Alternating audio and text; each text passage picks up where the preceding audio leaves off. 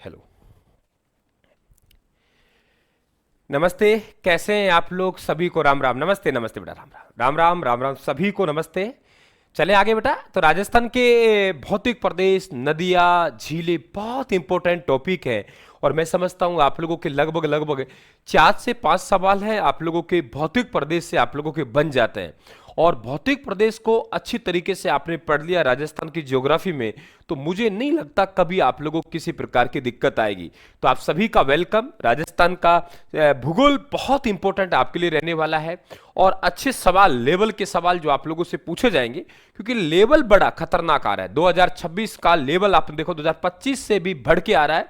और आरएसएस भी और ध्यान रखिए आरपीएससी दोनों ही कह रही है कि लेवल कठिन होगा। और वैसे हम लोगों को पेपर देखने को मिलेगा। तो आप सभी का वेलकम। इस किताब को आगे बढ़ाते हैं। और बेटा भौतिक प्रदेशों में आपका टॉपिक रहेगा भौतिक प्रदेश, बहुत इंपॉर्टेंट रहेगा। आप सभी का वेलकम, नमस्ते, राम राम। कैसे हैं आप लोग? सबके सब जुड़ जाए बेटा। पहला क्वेश्चन मैंने आपके बीच में रख दिया है राजस्थान के भौतिक प्रदेश से। पहला सवाल। नमस्ते नमस्ते बेटा, नमस्ते। और आपके आर्ट एंड कल्चर हो चुका है, उसे देख लेना आप लोग, अलग से प्लेलिस्ट बनी हुई है, तो उसे अच्छी तरीके से पढ़ लेना है आप लोगों को। सवाल यहीं से आप लोगों के बनेंगे, है ना? तो अलग से आपको कुछ नहीं पढ़ना, यहीं से बहुत गहराई से आपको पढ़ना है। और वो जो आर्ट एंड कल्चर और हिस्ट्री हो गई है, वो आप लोग एक बार जरूर पढ़ लेना। चलिए बेटा, राजस्थान का भौतिक स्वरूप मुख्य रूप से किन दो प्राचीन भूखंडों के अवशेष माने जाते हैं? दोबारा सुनिए। राजस्थान के भौतिक स्वरूप निम्न में से कौन से प्राचीन भूखंडों का अवशेष माने जाते हैं? एक बात ध्यान रखना आप लोग, अंगारा लैंड। बेटा ये जो अंगारा लैंड है ना, इससे आप लोगों का पथरीला इलाका बना। कौन सा इलाका बना? पथरीला। ये जो अंगारा लैंड है, इससे जो इलाका बनेगा उसका नाम पथरीला है। पथरीला बनेगा, यानी कि यदि आप लोगों से बात करेगा पर्वतमाला, और पर्वतमाला हमारे पास कौन सी? अरावली। अगर आपसे बात करें अरावली पर्वतमाला, तो अरावली पर्वतमाला है, ध्यान रखें। वो किसका अवशेष है? वो ध्यान रखें आप लोग, गोडावण लैंड। माफी चाहूंगा, गोडावण लैंड का, अंगार लैंड का अवशेष नहीं है हमारे, गोडावण लैंड है ना। गोडावण, अंगार लैंड का अवशेष नहीं है हमारा। दूसरा, आप लोगों के यही गोडावण लैंड से आप लोगों के ध्यान रखें चट्टानी इलाका बना, जिससे हम लोग क्या कहते हैं? पठार कहते हैं। और ये पठार सबसे पहले अगर हमारा भौतिक प्रदेश बना तो अरावली, और दूसरे नंबर पठार, यानी हम जिसे दक्षिणी पूर्वी पठारी भाग कहते हैं। तो दक्षिणी पूर्वी पठारी भाग है, ये आप लोगों को यहां बनेगा। इसके अतिरिक्त 33 महासागर है। तो 33 महासागर से अगर हम लोग बात करते हैं, तो आप लोगों के जो मैदानी टाइप में इलाका है, आपके मैदानी, नमस्ते बेटा, नमस्ते। आप लोगों के मैदानी टाइप में इलाका है, जैसे हम लोग बात करेंगे मरुस्थल, थार का मरुस्थल, जिसे हम लोग उत्तरी पश्चिमी मरुस्थल कहते हैं। क्या कहते हैं? उत्तरी पश्चिमी मरुस्थल। और हमारा जो पूरी मैदान है, ये जो अवशेष मिलेगा वो 33 महासागर का अवशेष मिलेगा।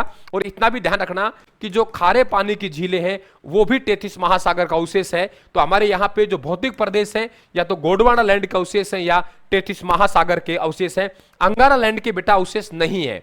अंगारा लैंड के हमारे यहाँ कोई अवशेष नहीं मिलता। अगर कोई बच्चा सी में जा रहा है, बिल्कुल गलत जा रहा है। आपका आंसर क्या बनेगा बेटा? बी बनेगा। नेक्स्ट क्वेश्चन आपके कथन और कारण से रिलेटेड, जरा देखिए।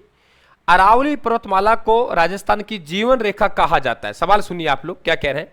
अरावली पर्वतमाला, अरावली पर्वतमाला को राजस्थान की जीवन रेखा कहा जाता है, लेकिन यह पश्चिमी राजस्थान में मरुस्थलीकरण को रोकने में पूरी तरह सफल नहीं हो पाई है, यह कह रहा है कथन। अब कारण यदि आप लोग देखेंगे तो अरावली पर्वतमाला में अनेक वायु घाटियां मौजूद हैं, और इसका विस्तार दक्षिण पश्चिम से उत्तर पूर्व की ओर होने के कारण यह अरब सागरीय मानसून को रोकने में असमर्थ है। आराम से, अच्छी तरीके से आप लोग अपना आंसर आने देंगे बेटा, आने देंगे, बिल्कुल आने दीजिए आप लोग एग्जाम अपना आराम से। सवाल बिल्कुल, क्या आंसर देंगे आप लोग?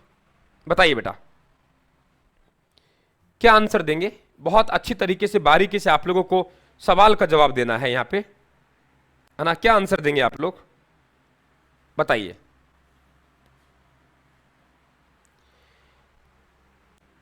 जरा देखिए अच्छी तरीके से हमारे पास में कि अरावली पर्वतमाला को राजस्थान की जीवन रेखा कहते हैं, क्योंकि यहां से बहुत सारी हमारी नदियों को उद्गम होता है यहां से, और नदियां यहां से निकलती हैं।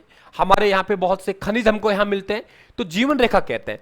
लेकिन ये पश्चिमी राजस्थान में मरुस्थलीकरण को रोकने पूरी तरह सफल नहीं हुई है, क्योंकि सफल नहीं हुई है फिर भी हमारा मरुस्थल बढ़ रहा है। फिर कह रहा है अरावली पर्वतमाला में अनेक वायु घाटियां मौजूद हैं। इसका विस्तार दक्षिण पश्चिम से उत्तर पूर्व की होने के कारण अरब सागरीय मानसून को रोकने में असमर्थ है। कि हमारे पास यहां इस तरीके से अरावली का विस्तार है ना, और यहां से हमारा इस तरीके से मानसून जाएगा, यहां देखेंगे तो इस तरीके से हमारा मानसून जाएगा। तो बात दोनों सही है, लेकिन ये कारण आपस में मेल नहीं खा रहे, तो हम लोग कह देंगे गुरुजी ए और आर दोनों सही है, लेकिन आर ए की सही व्याख्या नहीं है।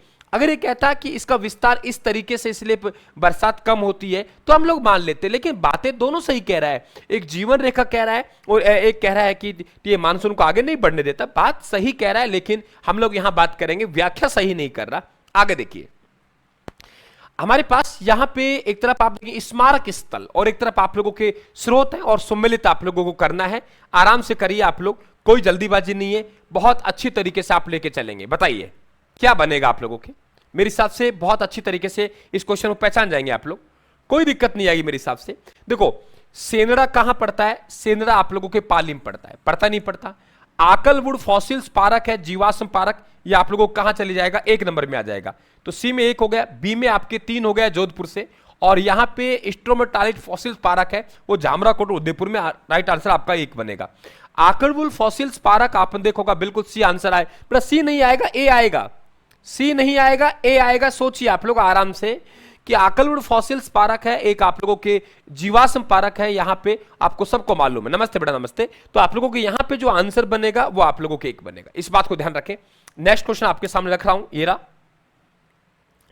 दक्षिणी पूर्वी पठारी प्रदेश जिसे हाड़ौती का पठार के संदर्भ में असत्य कथन का आप लोगों को चयन करना है। सवाल सुनिए, दक्षिणी पूर्वी पठारी प्रदेश, दक्षिणी पूर्वी पठारी प्रदेश हाड़ौती का पठार के संदर्भ में असत्य कथन का आप लोगों को चयन करना है। हाड़ौती के पठार के बारे में जरा देखिए, यह गोंडवाना लैंड का अवशेष है और काली मिट्टी पाई जाती है। बिल्कुल आपको मालूम है गोंडवाना लैंड से या तो आपका पर्वत बने या आपका पठार बने, और काली मिट्टी यहां मिलती है जिसे हम लोग कपास की मिट्टी कहते हैं। काली मिट्टी यहां मिलती है जिसे क्या कहते हैं? कपास की मिट्टी कहते हैं। काली मिट्टी यहां मिलती है जिसे हम लोग कपास की मिट्टी कहते हैं। कपास की मिट्टी, काली मिट्टी यहां मिलती है जिसे हम लोग क्या कहते हैं? कपास की मिट्टी कहते हैं। तो ये गोंडवाना लैंड के अवशेष है और यहां पे काली मिट्टी पाई जाती है। ठीक है, इस क्षेत्र में महान सीमा वृक्ष स्थित है जो अरावली और विंध्याचल की अलग करता है। देखो यहां से आपको मालूम है कि ये जो इलाका है हमारा, इस तरीके से यहां देखेंगे तो ये हमारा इलाका आता है यहाँ पे। तो इधर से बेटा आप लोगों के अरावली की पहाड़ी आती है। इधर से कौन सी आएंगे आप लोगों के?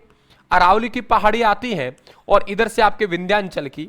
तो इन पहाड़ियों का जो मिलन होता है, ये ध्यान रखें आप लोग, ये मिलन होता है इन पहाड़ियों का, इसे हम लोग संक्रांति प्रदेश कहते हैं। कभी आपसे पूछा जाए संक्रांति प्रदेश का है, यही है।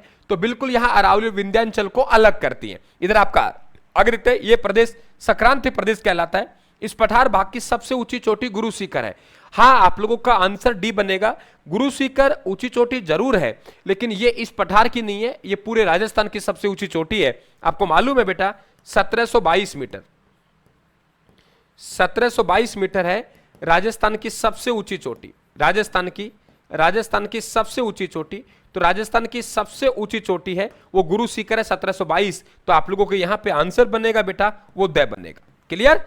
यानी बहुत संक्रांति प्रदेश यहां से अरावली की पहाड़ियों का विलय होगा, और इधर देखेंगे विंध्याचल की, दोनों पहाड़ियों के अवशेष मिलते हैं, पहाड़ियां तो नहीं मिलते, और यही अवशेष है, इन्हें हम लोग संक्रांति प्रदेश कहते हैं। इस बात का आप लोग ध्यान रखेंगे। अगला क्वेश्चन आपके सामने, पश्चिमी रेतीले मैदान में पाए जाने वाले बालू के स्तूपों के संदर्भ में सही युगम नहीं है। सवाल सुनिए आप लोग क्या कह रहे हैं।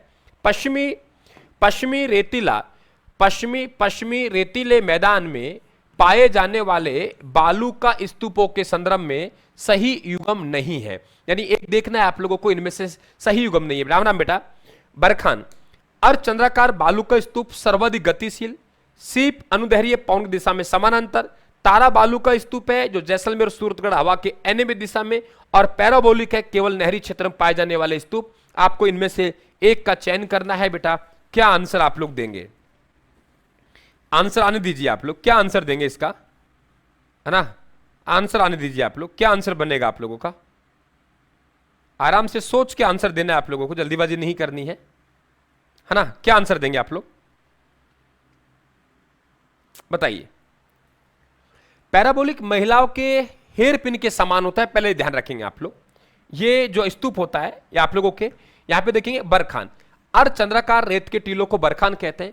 सबसे ज्यादा नुकसानदायक, सर्वाधिक गतिशील, कभी आपसे पूछा जाए कि सर देखिए सबसे ज्यादा नुकसानदायक, सबसे ज्यादा नुकसानदायक, सबसे ज्यादा नुकसानदायक, है ना, नुकसानदायक, सर्वाधिक गतिशील, सर्वाधिक गतिशील, तो सर्वाधिक नुकसानदायक, सर्वाधिक गतिशील, ये जो है हमारे पास में।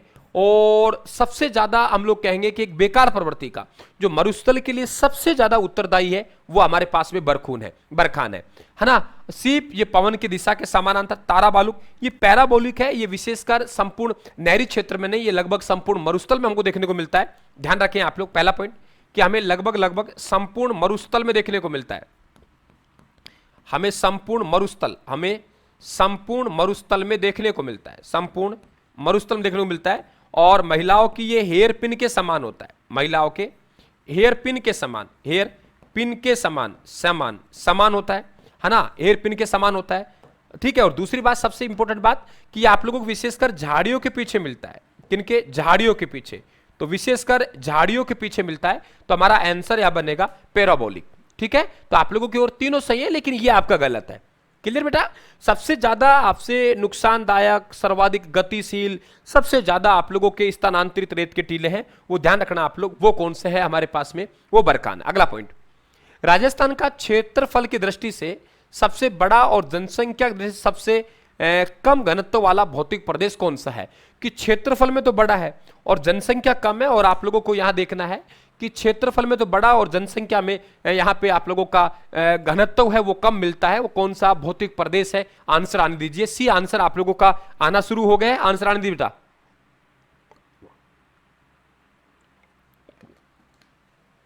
बिल्कुल सी बनेगा। जरा देखिए हम लोग बात करते हैं। नमस्ते बेटा, नमस्ते। आप लोगों के यहां पे देखेंगे हमारे पास उत्तरी पश्चिमी मरुस्थल, ये लगभग आप लोगों के 61.11% भूभाग में फैला हुआ है ना। और यहां पे लगभग राज्य की 40% जनसंख्या निवास करती है। तो हमें क्षेत्रफल के मामले में तो सबसे बड़ा है, लेकिन वहीं अगर जनसंख्या की बात करेंगे तो जनसंख्या में यहां पे कम रहते हैं। तो इसका मतलब सर्वाधिक हमारा न्यूनतम जनसंख्या घनत्व वाला जो आपका प्रदेश आएगा वो उत्तरी पश्चिम प्रदेश आएगा। और यहां देखेंगे आप लोग पूरी मैदानी प्रदेश है, यहां पे आप लोगों के प्रतिशत कम है और यहां पे आप लोगों के जनसंख्या ज्यादा है। तो यहां पे आप लोगों के जनसंख्या घनत्व हमें सबसे ज्यादा देखने को मिलता है, वो पूरी मैदानी प्रदेश में देखने को मिलता है। तो आप लोगों के उत्तरी पश्चिमी मरुस्थल वाला।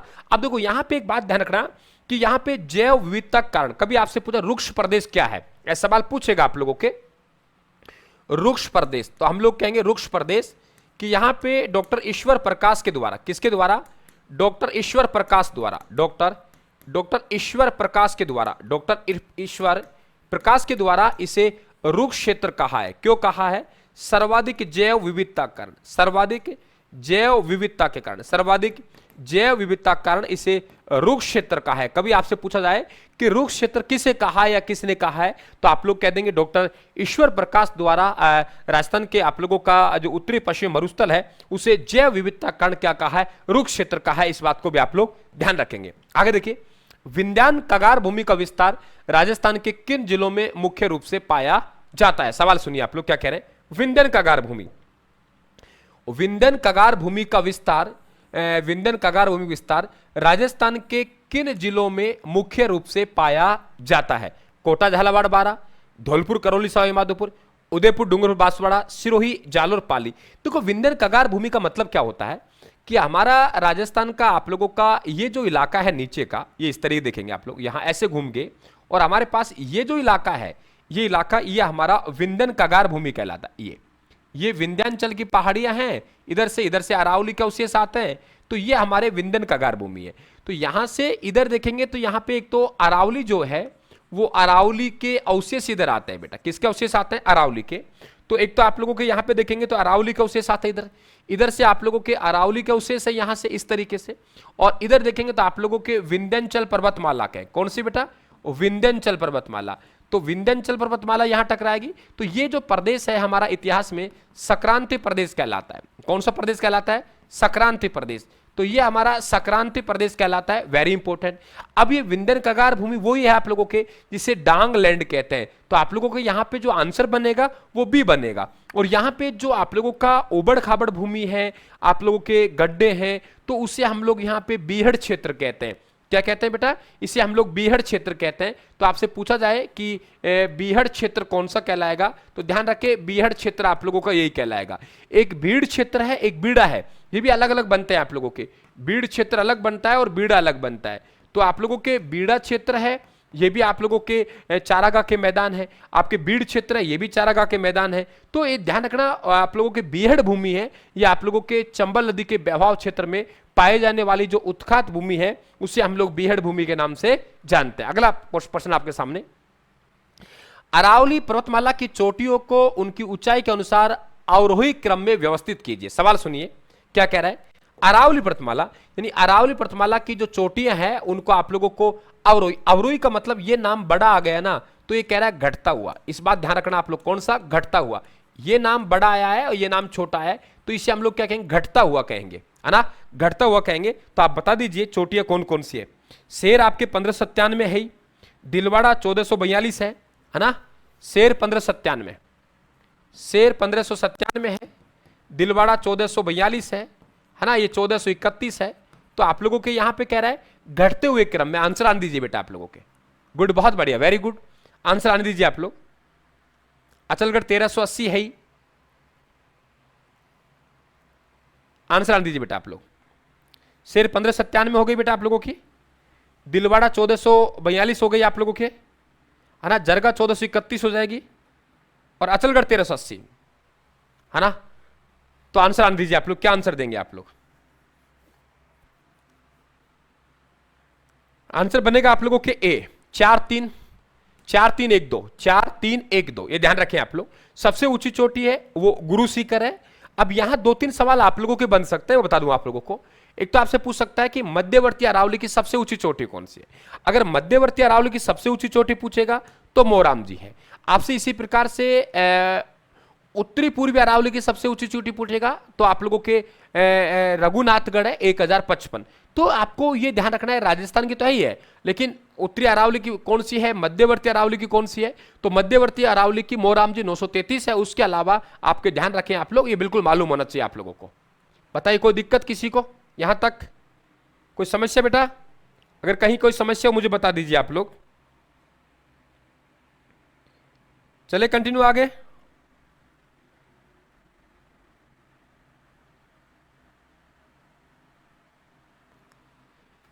छप्पन का मैदान और छप्पन की पहाड़ियां क्रम से किन जिलों में स्थित है?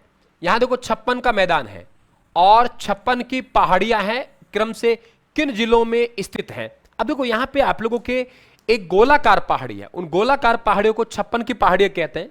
वो गोलाकार पहाड़ियों की यदि बात करें हम लोग तो लगभग देखेंगे तो 11 किमी की लंबाई में है। कितने की बेटा? 11 किमी। लगभग देखेंगे हम लोग तो 11 किमी की लंबाई लिए हुए है। कितना? 11 किमी। 11 किमी की लंबाई यहां देखेंगे, ये 11 किमी की लंबाई में है और लगभग आप लोग कहेंगे 1.5 किमी। कितना? 1.5 किमी चौड़ाई में है। तो 11 किमी लंबाई में 1.5 किमी चौड़ाई में यहां जो हमारे पास में ये जो गोलाकार पहाड़ियां हैं, इन गोलाकार पहाड़ियों को छप्पन की पहाड़ियां कहते हैं। और मैं तो यहां तक कहता हूं इनका विस्तार भी आप लोग जान लीजिए। इनका विस्तार कहां से कहां तक है? तो मैं कहूंगा इनका विस्तार है यहां से सिवाना। कौन जगह है? सिवाना। सिवाना से मोकलसर तक। कहां तक बेटा? सिवाना। सिवाना से मोकलसर तक। सिवाना से मोकलसर तक, यानी आपके जो गोलाकार पहाड़ियां हैं, ये गोलाकार पहाड़ियां कहां से कहां तक विस्तृत हैं? तो इस बात ध्यान रखना कि आप लोगों के बालोतरा जिला है, बालोतरा में ये पहाड़ियां हैं जो आप लोगों के सिवाना से और मोकलसर तक है। लगभग 11 किमी की लंबाई में है, 1.5 किलोमीटर की चौड़ाई में है। तो आप लोगों के यहाँ पे छप्पन का मैदान बांसवाड़ा प्रतापगढ़ का इलाका है और आप लोगों बालोतरा में, इस बात ध्यान रखना। और मैं तो ये कहता हूं आप लोगों को छप्पन की पहाड़ियों में इतना आना चाहिए बहुत अच्छी तरीके से कि आप लोगों से कैसे पूछे जा रहे हैं, है ना। बिल्कुल आप लोगों को आना चाहिए बेटा ये।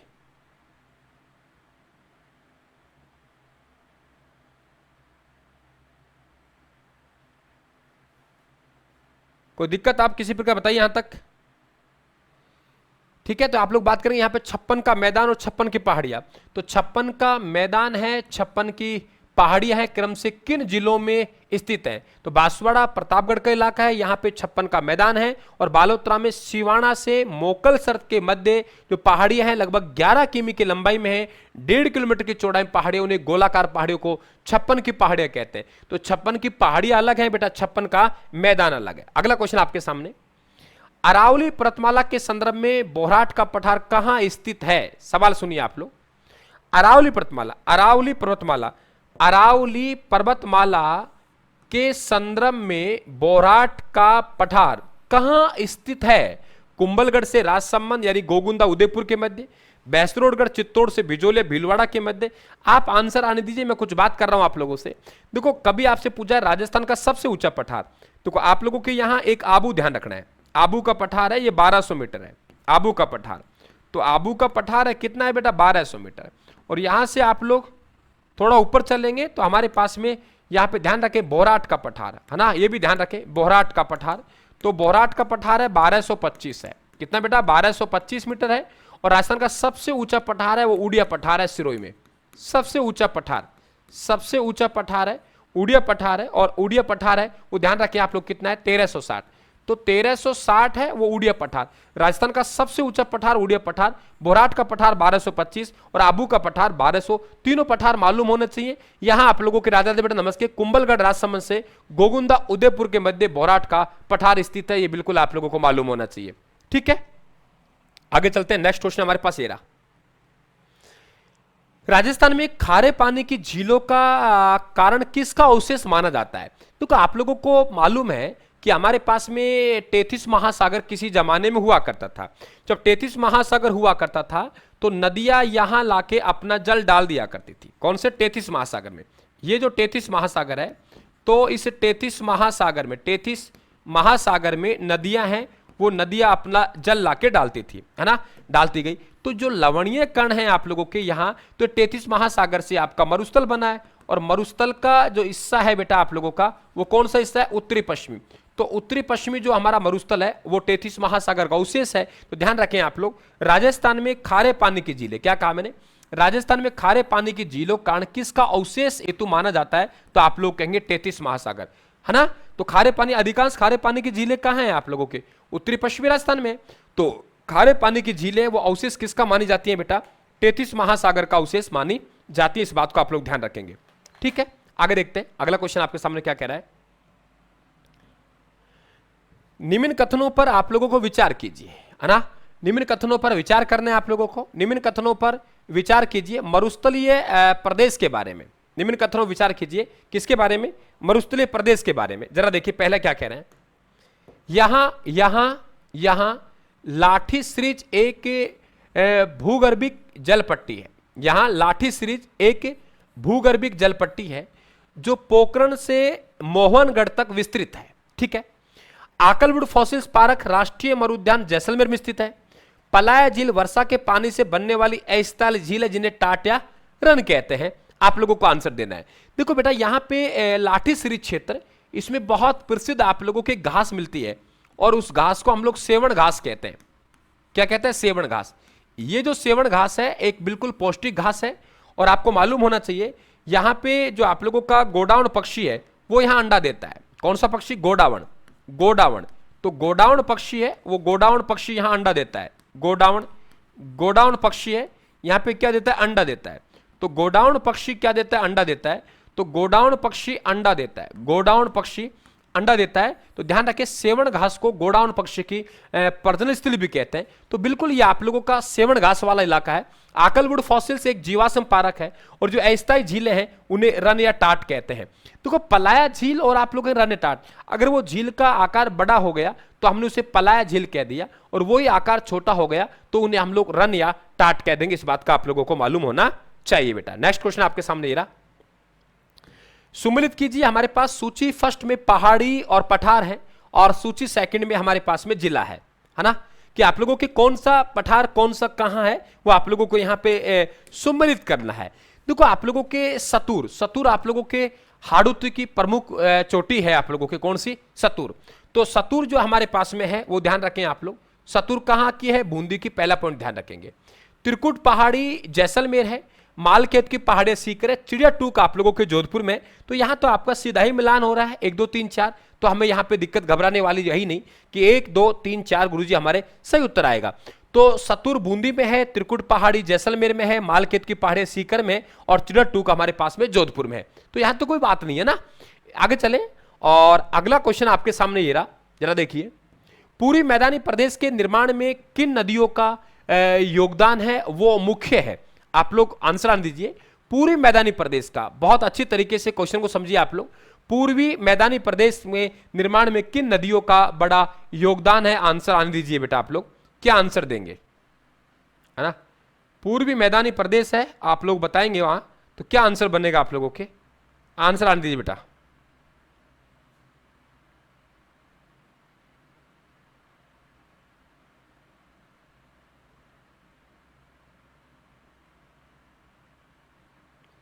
क्या आंसर देंगे आप लोग?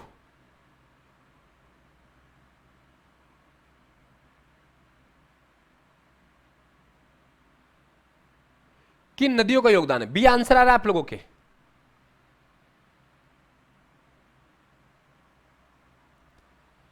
चलो देखते हैं, आराम से देखिए कि आप लोगों को पूरी मैदानी प्रदेश को अपन लोग 4 भागों में बांटते हैं ना।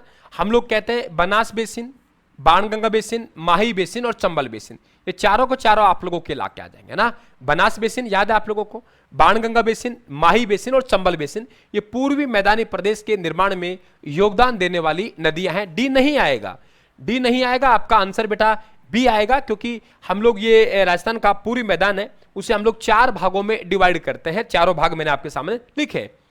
राजस्थान के किस भौतिक भूभाग को संक्रांति प्रदेश कहा जाता है? याद कीजिए, थोड़ी देर पहले मैंने इस क्वेश्चन को पढ़ाया था। संक्रांति प्रदेश किसे कहते हैं? मैंने बिल्कुल आप लोगों को बाकायदा उदाहरण दिया था कि हमारा राजस्थान का ये इलाका है, आप लोग इतर वाला इलाका देखेंगे, ये इलाका यहां से देखेंगे, ये इलाका, तो इधर हमारे यहां से देखेंगे तो अरावली की पहाड़ियां हैं। कौन की पहाड़ियां? अरावली की। यहां से देखेंगे तो हमारे अरावली की पहाड़ियां हैं, इधर से देखेंगे अरावली की पहाड़ियां हैं, और इधर से देखेंगे तो यहां विंध्याचल की पहाड़ियां हैं। कौन सी पहाड़ियां हैं? विंध्याचल की। तो यहां पे विंध्याचल की पहाड़ियां हैं और यहां पे इधर से ये पहाड़ियों का विलय होता है, इधर से इनका मिलन होता है और इधर से इनका मिलन होता है ना। तो ये आप लोगों की पहाड़ी तो नहीं मिलती, लेकिन इनका अवशेष मिलते हैं, और इसी को बेटा आप लोग संक्रांति प्रदेश के नाम से जाने जाते हैं। संक्रांति। राम राम बेटा, सभी को नमस्ते। मेरा चैनल को सब्सक्राइब कर लेना, क्लास को लाइक कर देना है, और ये आप लोगों के अच्छी सीरीज है, इस सीरीज से बिल्कुल जुड़े हैं आप लोग। आर्ट एंड कल्चर हमने पूरा कर लिया है। राजस्थान का इतिहास में क्रांति, एकीकरण, किसान आंदोलन, प्रजामंडल आंदोलन, अंग्रेज राजपूत संबंध, है ना, ये हमने पढ़ लिए। तो इन्हें बहुत अच्छी तरीके से कर जाएंगे तो मैं समझता हूं आपका सिलेक्शन बेस्ट लेवल पे होगा, ये मेरा वादा है आप लोगों से। तो संक्रांति प्रदेश हम लोग कहेंगे पूर्वी पठारी प्रदेश, क्योंकि यहाँ पे अरावली और विंध्याचल पर्वतमालाएं मिलती हैं। तो हमारा ये जो इलाका है, ध्यान रखें आप लोग, पूर्वी पठारी प्रदेश, क्योंकि यहाँ अरावली और विंध्याचल की पर्वतमाला है, इनका यहाँ मिलन होता है, तो इसे हम लोग किस नाम से जानते हैं? संक्रांति प्रदेश के नाम से जानते हैं। इस बात को आप लोग ध्यान रखें, इसे हम संक्रांति प्रदेश कहते हैं। नेक्स्ट क्वेश्चन आपके सामने ये रहा, राजस्थान में मरुस्थल का मार्च किसे कहा जाता है? जरा देखिए। और मरुस्थल का मार्च मतलब हम लोग कहेंगे कि जो एक मरुस्थलीकरण की प्रक्रिया है, क्या है बेटा? मरुस्थलीकरण की प्रक्रिया, है ना। और ये जो मरुस्थल का आगे बढ़ना, यानी हम लोग कहेंगे मरुस्थलीकरण की प्रक्रिया। मरुस्थल का आगे बढ़ना, क्या कहा मैंने? मरुस्थल का आगे बढ़ना यानी मरुस्थलीकरण। मरुस्थलीकरण की जो प्रक्रिया है, मरुस्थलीकरण की जो प्रक्रिया है, उस मरुस्थलीकरण की प्रक्रिया को हम लोग क्या कहते हैं? रेगिस्तान का मार्च कहते हैं। कभी भी आपसे पूछा जाए कि बताइए भाई रेगिस्तान का मार्च किसे कहते हैं, तो रेगिस्तान का मार्च इसे कहते हैं, यानी मरुस्थल का आगे बढ़ना, होने वाली सेना की परेड, मरुस्थल को आगे बढ़ने के विस्तार को हम रेगिस्तान का मार्च कहते हैं। और मैंने पहले भी कहा है कि ये मरुस्थल है हमारा सर्वाधिक जैव विविधता वाला मरुस्थल है, और इस कारण से हम इसे, ध्यान रखें, डॉक्टर ईश्वर प्रकाश के द्वारा रुक्ष क्षेत्र कहा गया, है ना। ये ध्यान रखें आप लोग, डॉक्टर ईश्वर प्रकाश द्वारा क्या नाम दिया गया बेटा? रुक्ष क्षेत्र इसे नाम दिया गया है। आगे देखिए, अरावली पर्वतमाला के प्रमुख दर्रों को, सवाल देखिए आप लोग क्या कहा है, अरावली पर्वतमाला के प्रमुख दर्रों को उनके जिलों और स्थानों से आप लोगों को सम्मिलित करना है कि कौन सी दर्रा कहां है। दर्रा का मतलब हो गया बेटा एक तरीके से नाल। दर्रा का मतलब क्या हो गया? एक तरीके से नाल हो गया। दर्रा का मतलब क्या हो गया? एक तरीके से नाल हो गया। यानी जो तंग रास्ते मिलते हैं, क्या कहा मैंने? जो तंग रास्ते मिलते हैं, क्या मिलते हैं? तंग रास्ते। यानी मध्यवर्ती अरावली में जो तंग रास्ते मिलते हैं उन्हें दर्रा या नाल कहते हैं। तो हमारे ये बर दर्रा है, ये ध्यान रखें राजसमंद में है। ये कहां है? आंसर आन दीजिए आप लोग, आंसर दीजिए बेटा आप लोग। आप लोगों को बर दर्रा है, ये आप लोगों के कहां आएगा? ये आपके ब्यावर क्षेत्र में आएगा। कामली घाट है राजसमंद पाली क्षेत्र में। आपके जैसे केवड़ा की नाल है आप लोगों के, वो उदयपुर साइड में जाएगी। हाथीगुड़ा की नाल है वो राजसमंद में जाएगी। तो आंसर आपका एक बनेगा। दर्रा या नाल मध्यवर्ती अरावली, या मध्यवर्ती अरावली का विस्तार भी सुन लीजिए आप लोग। जो देवगढ़ आप लोगों के राजसमंद है, वहां से लेके सांबर की पहाड़ियां जयपुर तक वो मध्यवर्ती अरावली आती है ना। ये ध्यान रखें आप लोग, कौन सी आती है बेटा? मध्यवर्ती अरावली आती है। अगला पॉइंट, कोपेन के जलवायु वर्गीकरण के अनुसार राजस्थान के भौतिक प्रदेशों का सही सुमेलन नहीं है। सवाल को अच्छी तरीके देखिए आप लोग क्या कह रहे हैं। कोपेन के जलवायु वर्गीकरण के अनुसार राजस्थान के भौतिक प्रदेशों का सही सुमेलन नहीं है। यानी एक जगह ऐसा है जहां गलत लिख रखा है कि कौन सा भौतिक प्रदेश है, वो आप लोगों के जलवायु के अकॉर्डिंग नहीं है। जलवायु के अकॉर्डिंग नहीं है, जलवायु के अकॉर्डिंग नहीं है बेटा। तो आंसर आन दीजिए आप लोग, क्या आंसर देंगे?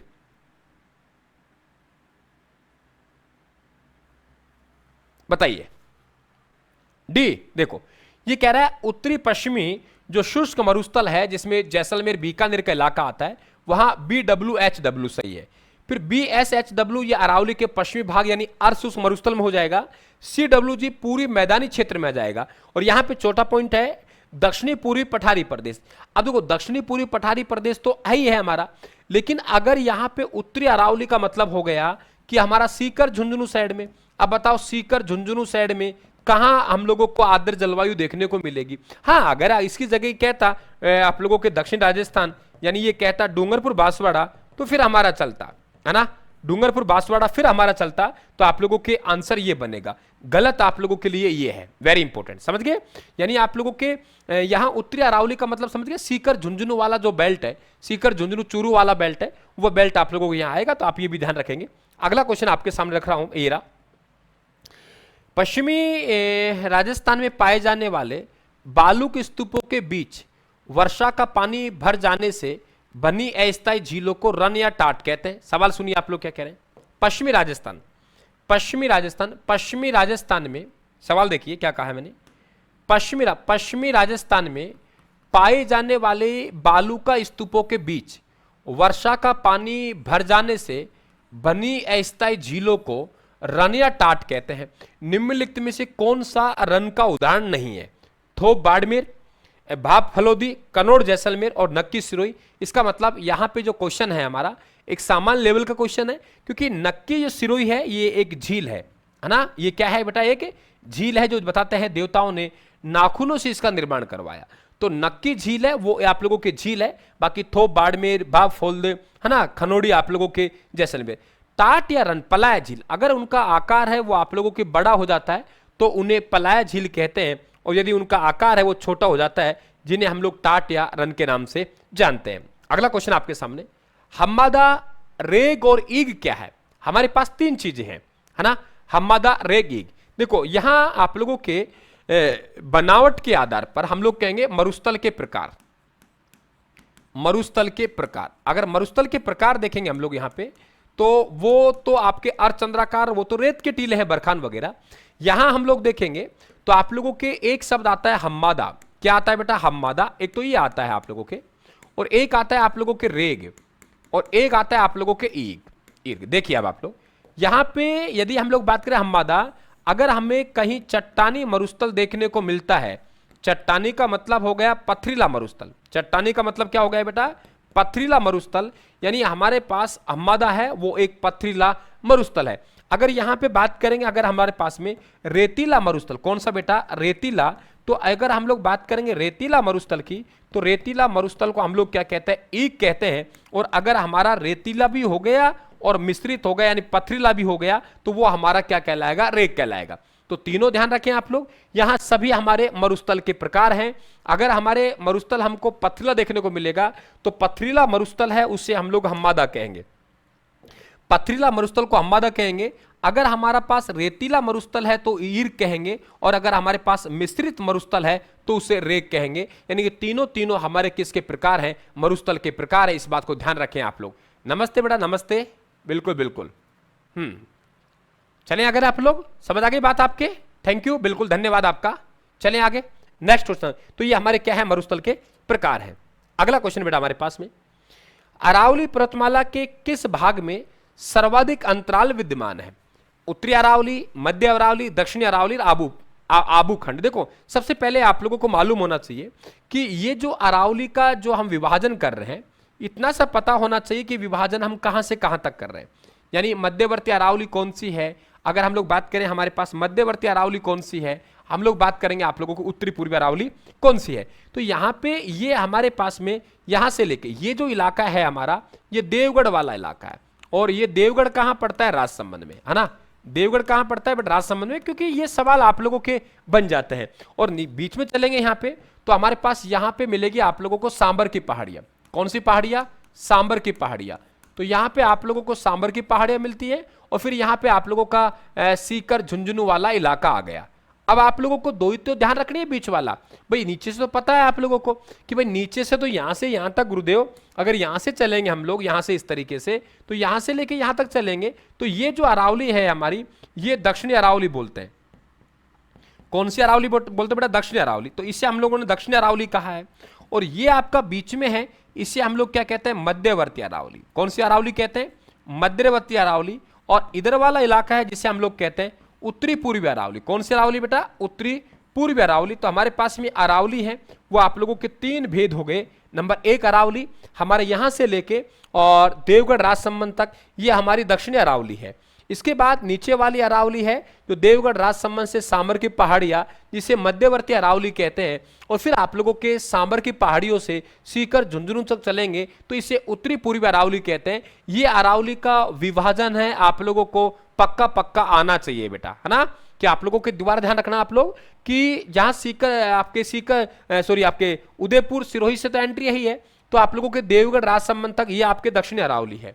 इसके बाद में देवगढ़ राजसमंद से सांबर की पहाड़ी है, ये मध्यवर्ती अरावली है। और सांबर की पहाड़ियों से सीकर झुंझुनू तक ये आपकी उत्तरी पूर्वी अरावली है। और इसमें सबसे ज्यादा जो हमें अंतराल देखने को मिलता है वो मध्य अरावली का। एक सवाल मैं आप लोगों के लिए और रख रहा हूं आगे कि राजस्थान का एक सबसे नीचा बिंदु और अरावली का सबसे नीचा बिंदु दोनों में अंतर आता है ना। राजस्थान का सबसे नीचे वाला बिंदु, राजस्थान का सबसे निम्नतम बिंदु कौन सा है, और अरावली का सबसे निम्नतम बिंदु कौन सा है?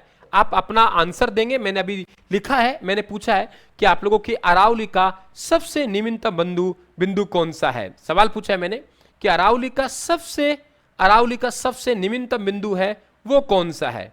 अरावली का सबसे निम्नतम बिंदु है बेटा वो कौन सा है? आप लोगों को बताना है ना। बताइए आप लोग, अरावली का सबसे निम्नतम बिंदु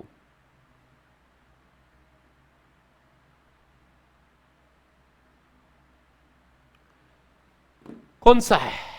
चलिए पहले सवाल पढ़ते हैं। पश्चिमी राजस्थान की मिट्टी में लवणता और क्षारीयता की समस्या अधिक पाई जाती है। यहां वर्षा की कमी और अत्यधिक वाष्पीकरण कारण कौशिक आकर्षण द्वारा निचली परतों से लवण ऊपर की ओर आ जाता है। यही तो है भाई, लवणीयता की समस्या क्यों पाते हैं? ये सही कह रहा है कि यहाँ पे जो निचली परतों से लवण है वो ऊपर की आ जाता है। निचली जो परत है उन परतों से लवण ऊपर, इसलिए यहाँ की मिट्टी में लवणता और क्षारीयता पाई जाती है। तो इसका मतलब व्याख्या भी सही है और कारण भी सही है। अब मैंने आपसे कहा था कि राजस्थान का सबसे निम्नतम बिंदु, देखो राजस्थान का सबसे निम्नतम बिंदु है वो सांबर है, मैंने राजस्थान का बोला है। और यदि यही बात करता मैं कि अरावली का सबसे निम्नतम बिंदु, तो अरावली का सबसे निम्नतम बिंदु है बेटा, वो ध्यान रखें आप लोग, वो कौन सा है? पुष्कर घाटी। दोनों सवालों में समझ लेना। अरावली का सबसे निम्नतम बिंदु, क्या कहा मैंने? अरावली का सबसे निम्नतम बिंदु। तो अरावली का सबसे निम्नतम बिंदु पूछेगा पुष्कर घाटी, और राजस्थान का सबसे निम्नतम बिंदु पूछेगा तो आप लोगों के सांबर। क्लियर? दोनों बातों पे ध्यान रखना है, कतई गलती नहीं करना आप लोगों को।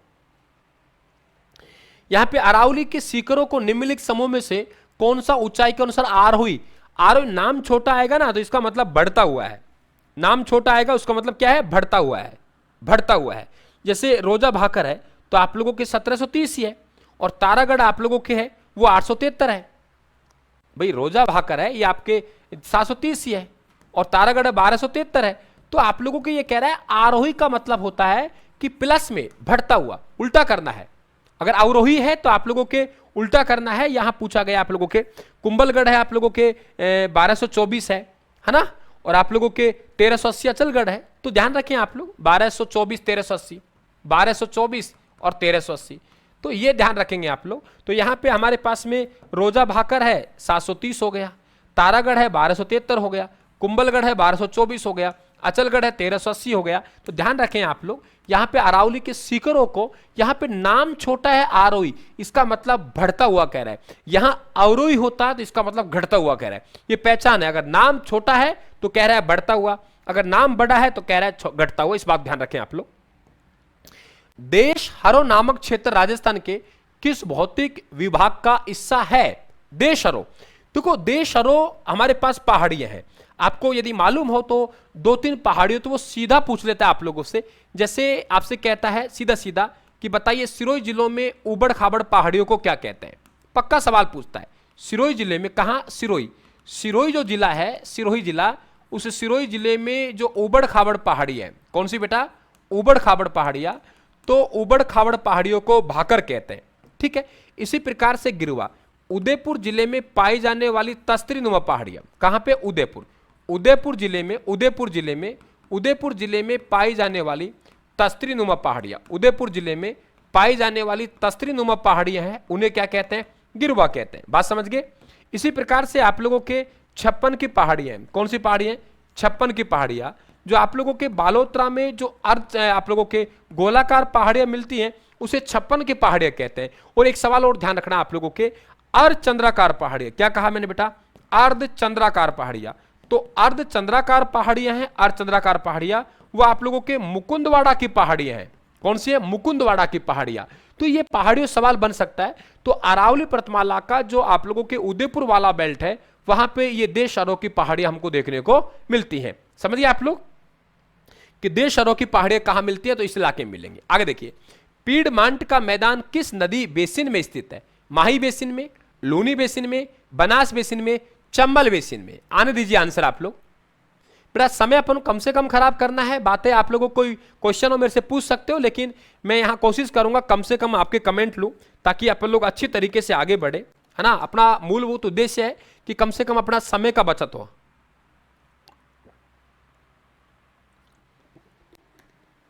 पीडमांट का मैदान किस नदी बेसिन में स्थित है? Mahi basin, Luni basin, Banas basin? Answer आपका बनास बेसिन है। देखो माही बेसिन में आपको मालूम है कांठल का इलाका आता है, आता ना, कांठल का इलाका आता है। यहां पे आप लोगों का 56 का जो मैदान है, पहाड़ी 56 का मैदान का इलाका आता है ना। इसे हम लोग बागड़ का इलाका, बिला बिंदी वाला, है ना। लूनी बेसिन में आप देखो गोडवाड़ा प्रदेश जिसे हम लोग कहते हैं। लूनी बेसिन में कौन सा बेटा? लूनी बेसिन में आता है हमारा गोडवाड़ा।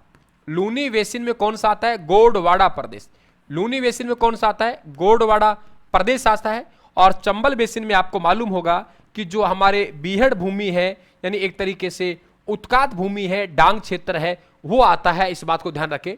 तो यहां पे पूछा है पीडमांट का मैदान, तो हम लोग कह देंगे ये बनास नदी के क्षेत्र में ये मैदान आता है। अगला, लाठी सीरीज क्या है? सेवण घास का मैदान है, भूगर्भिक जल पट्टी है, खनिज तेल क्षेत्र है, और ए और बे दोनों है। आंसर आने दीजिए। थोड़ा सा इसमें फंसेंगे आप लोग, इसमें थोड़ा सा फंसेंगे। देखिए सबसे पहले कह रहा है ये आप लोगों के कि भूगर्भिक जल पट्टी है, और भूगर्भिक जल पट्टी में यहां पे एक पौष्टिक घास मिलती है, और वो पौष्टिक घास आपको सबको मालूम है, वो पौष्टिक घास मिलती है। और बेटा ये जो पौष्टिक घास है, ये जो पौष्टिक घास है, ये सूखने के बाद इसे लिलूण कहते हैं। ये आपके लाठीश्री क्षेत्र में मिलती है। जब यहां पे आप लोगों का बेस्ट ऑप्शन होगा वो आप लोगों के दे आएगा, ए और बे दोनों। क्योंकि समझो बातों को कि हम बी में जाके नहीं रुकना है, क्योंकि आपको मालूम है कि यहां पे भूगर्भीय जलपट्टी है, और भूगर्भीय जलपट्टी में देखेंगे यहां पे सेवण घास हमारे पास होती है। तो ध्यान रखें लाठी सीरीज क्या है?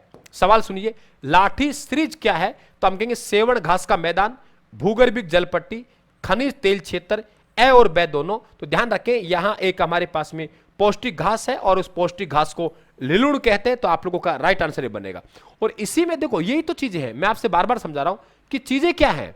आज परीक्षा को समझने का अंदाज क्या है हमारा, वो यही है कि मतलब नए क्वेश्चंस, पीवाईक्यू हमने बहुत पढ़ी है, पीवाईक्यू के अतिरिक्त हमें नए क्वेश्चंस हैं, उन पे ज्यादा हमें प्रैक्टिस करनी है ना। तो आप लोगों के ध्यान रखें ये बनेगा। और जो हमारा गोडाउन पक्षी है वो तो अंडा भी सेवण घास में देता है ना, और सेवण घास को गोडाउन पक्षी की प्रजनन स्थली कहा जाता है। आगे देखिए, सुम्मिलित कीजिए, हमें यहां सुम्मिलित करना है। एक तरफ सूची फर्स्ट में पठार दे रखा है और सूची सेकंड में हमारे पास स्थान है।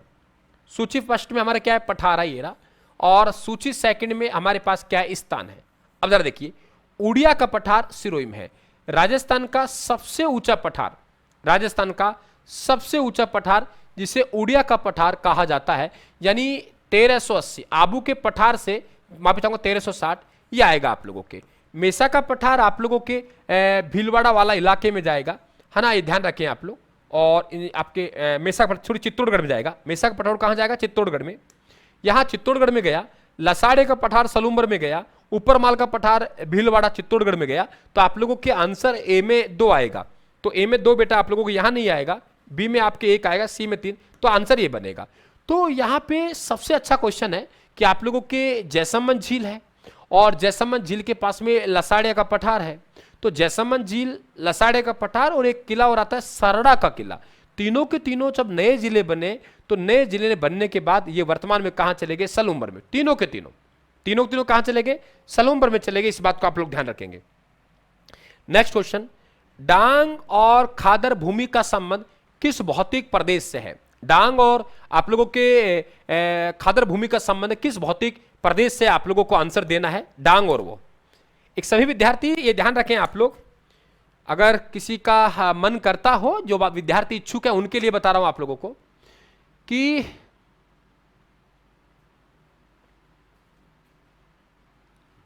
आप लोगों के लिए यहां से कहां गया भाई, ये जो पुस्तक चल रही है आप लोगों की, ये पुस्तक हम लोग पढ़ा रहे हैं और आप लोगों को मैसेज मिल गए होगा, नहीं मिला मैं बता देता हूं आप लोगों के लिए कि 3 से और आप लोगों के 7 मई तक मैंने आप लोगों को एक स्पेशल समय दिया है। और ये जो पुस्तक है, आपकी डिमांड थी गुरुजी कुछ किया जाए, तो ध्यान रखें आप लोग, ये पुस्तक है आप लोगों को, क्योंकि राजस्थान सामान्य ज्ञान कंप्लीट है और यहां से आप लोग इसे ये रहेगा और आप लोगों के जो भी मन करे विद्यार्थी ले सकते हैं, आप मैसेज कर सकते हैं और आप कोई भी किसी भी प्रकार के, सुनिए आप लोग और देखिए आपके खास खबर आप लोगों के लिए, लेकिन आप पढ़े, आप ये ना सोचे कोई विद्यार्थी गुरुजी मैं इस वजह से नहीं पढ़ पाया, आपका मन करे पढ़े। और दूसरा आप लोगों के विशेष जो बात रही है वो ये रहेगी कि आप लोगों के, आप किस भर्ती की तैयारी कर रहे हैं। आप यदि सीईटी, लैब या किसी और की तैयारी करना चाहते हैं और सीईटी के साथ एलडीसी, पटवार सब की तैयारी करना चाहते हैं, तो एक हमारा फाउंडेशन बैच रहता है ना। तो आप जितने भी बैचेज हैं वो आप लोग सबके कांटा मार दीजिए और यहां आप लोगों को उपलब्ध रहेंगे। पीटीआई का, रीट का foundation, second grade first paper, second इस पर राजस्थान जी के, और बाकी जो फाउंडेशन बैच इसे जरूर ज्वाइन कराएं अपने भाई बहनों को, बहुत बेहतर बैच है। आप लोगों के 3 से और 7 मई 2026 तक आप लोग कर सकते हैं और आप लोगों के लिए मांग थी, डिमांड थी, और इस पुस्तक को भी आपको मैंने अवसर दे दिया गया है कि ये आपके घर पहुंचेगी आप लोगों के, कोई है ना, पूरा आप लोगों को। तो मस्त रहिए आप लोग और पढ़े। आगे चले कंटिन्यू। तो मैं आपसे बात कर रहा था, चलिए बेटा, जो भी बच्चा मेरे से पढ़ना चाहता है, कभी आप लोगों को किसी को भी टेंशन नहीं लेनी। जो भी बच्चा मेरे साथ जुड़ना चाहता है, पढ़ना चाहता है, आराम से पढ़े। हमेशा मैं आपके साथ रहा हूं, अभी भी साथ हूं। आराम से पढ़े, आप बेहतर तरीके से पढ़े। डांग और ये पुस्तक आप लोगों के लिए बहुत अनिवार्य है। आपने देखा होगा, मैं लगभग 1 महीना हो गया इस पुस्तक को मुझे करवाते हुए। व्याख्या सहित है और राजस्थान सामान्य ज्ञान के कंप्लीट टॉपिक है A to Z। और 26 नहीं, आपको 2027 भी आपको किताब निकालेगी, तो इसे जरूर आप लोग मंगवा लें, मेरे हिसाब से बहुत बेहतर रहेगा आप लोगों के लिए। डांग और खादर भूमि का संबंध किस भौतिक प्रदेश से है, आप लोगों को आंसर दीजिए। सवाल है इजी, लेकिन इनको इतना घुमाया गया है जो थोड़ा सा आप लोगों के अलग क्षेत्र से आप लोगों का। डांग, देखो खादर मतलब जहां पानी आता हो। चंबल बेसिन में जो हमारा क्षेत्र आता है आप लोगों के, आपको मालूम होगा, उसे हम लोग बीहड़ भूमि कहते हैं। आप उसे बीहड़ भूमि कह देते हैं और इसे हम लोग उत्खात भूमि कह सकते हैं। बीहड़ भूमि कह देंगे या इसे हम लोग उत्खात भूमि भी कह देंगे। तो एक तरीके से हमारे पास जो उबड़ खाबड़ भूमि है, क्या कहा मैंने, एक तरीके से बेटा हमारे पास जो उबड़ खाबड़ भूमि है, उसे उबड़ खाबड़ भूमि को क्या कहा मैंने, उबड़ खाबड़ भूमि है, उस उबड़ खाबड़ भूमि को हम लोग क्या कहते हैं, डांग कहते हैं। तो आप लोगों का ये जो बनेगा वो आपका चंबल बेसिन वाला इलाका आप लोगों के बनेगा। ठीक है, आगे चले बेटा, नेक्स्ट क्वेश्चन आपके सामने। एक चीज ध्यान रखना, मैं आपसे एक निवेदन और करूंगा कि एक आप लोगों के डांग क्षेत्र है, एक डांग नृत्य, एक माल डांग क्षेत्र होता है। तो एक डांग क्षेत्र है आप लोगों के, तो डांग क्षेत्र तो आप लोग जानते हो कि सवाई माधोपुर करौली में जो चंबल नदी का बीहड़ क्षेत्र है उसे हम लोग डांग क्षेत्र कहेंगे। एक आप लोगों के डांग नृत्य है, और वो डांग नृत्य कहां का है, श्रीनाथ द्वारा का है ना बेटा। डांग नृत्य कहां का है, श्रीनाथ द्वारा का है। और एक आप लोगों के माल डांग है। आप में से कौन भाई बताएगा माल डांग क्या है? मैं हमेशा ज्योग्राफी में कभी आपको पढ़ा है, तो मैंने माल डांग की चर्चा आप लोगों से 100% मैं हमेशा करता हूं आप लोगों से। देखिए आप लोगों के ये जो इलाका है बेटा, ये राजस्थान का जो आप लोगों को मानचित्र दिखाई दे रहा है इस तरीके से, है ना। ये राजस्थान का मानचित्र आप लोगों को यहां दिखाई दे रहा है इस तरीके से। तो एक आप लोगों के होता है, उसे हम लोग डांग क्षेत्र कहते हैं। तो डांग क्षेत्र हमारा जो होता है वो आप लोगों का ये होता है, ये इलाका है हमारा, इसे डांग कहते हैं, है ना। और एक डांग नृत्य होता है, डांग नृत्य नाथ द्वारा का है। और एक आप लोगों के ध्यान रखें माल डांग होता है। तो माल डांग का मतलब होता है कि जो हाड़ौती का पठार का उत्तरी विस्तार, क्या कहा मैंने, हाड़ौती का पठार, हाड़ौती का पठार है। तो हाड़ौती का पठार, हाड़ौती के पठार का जो उत्तरी विस्तार है उसे माल डांग कहते हैं, है ना। ये ध्यान रखना, माफी चाहूंगा, मालवा का पठार का, मालवा के पठार का उत्तरी विस्तार जो आपका झालावाड़ बारा वाला इलाका है उसे माल डांग कहते हैं। इस बात को जरूर ध्यान रखेंगे।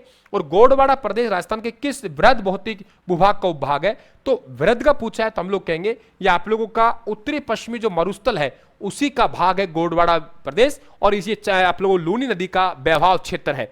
तो ये मैं आप लोगों को फिर निवेदन करूंगा कि बेटा डांग क्षेत्र हमारा अलग है। डांग सवाई माधोपुर करौली में जो आप लोगों के उत्खात भूमि मिलती है उस उत्खात भूमि को हमने डांग कहा है।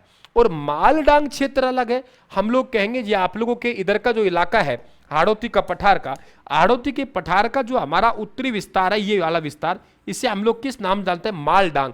यानी आप लोगों के मालवा का पठार का उत्तरी विस्तार है उसे माल डांग कहते हैं। कभी कहीं आपसे पूछा जाए माल डांग और आप कहीं सवाई माधोपुर करौली वाले इलाके में चले जाएंगे, बेटा गलत हो जाएगा। माल डांग का मतलब क्या हो गया, अलग इलाका आ गया। ठीक है। जैसलमेर जिले में खडिन क्या है ना, जैसलमेर जिले में खडिन। और एक शब्द आप लोगों को आंसर है, एक सेलिनास।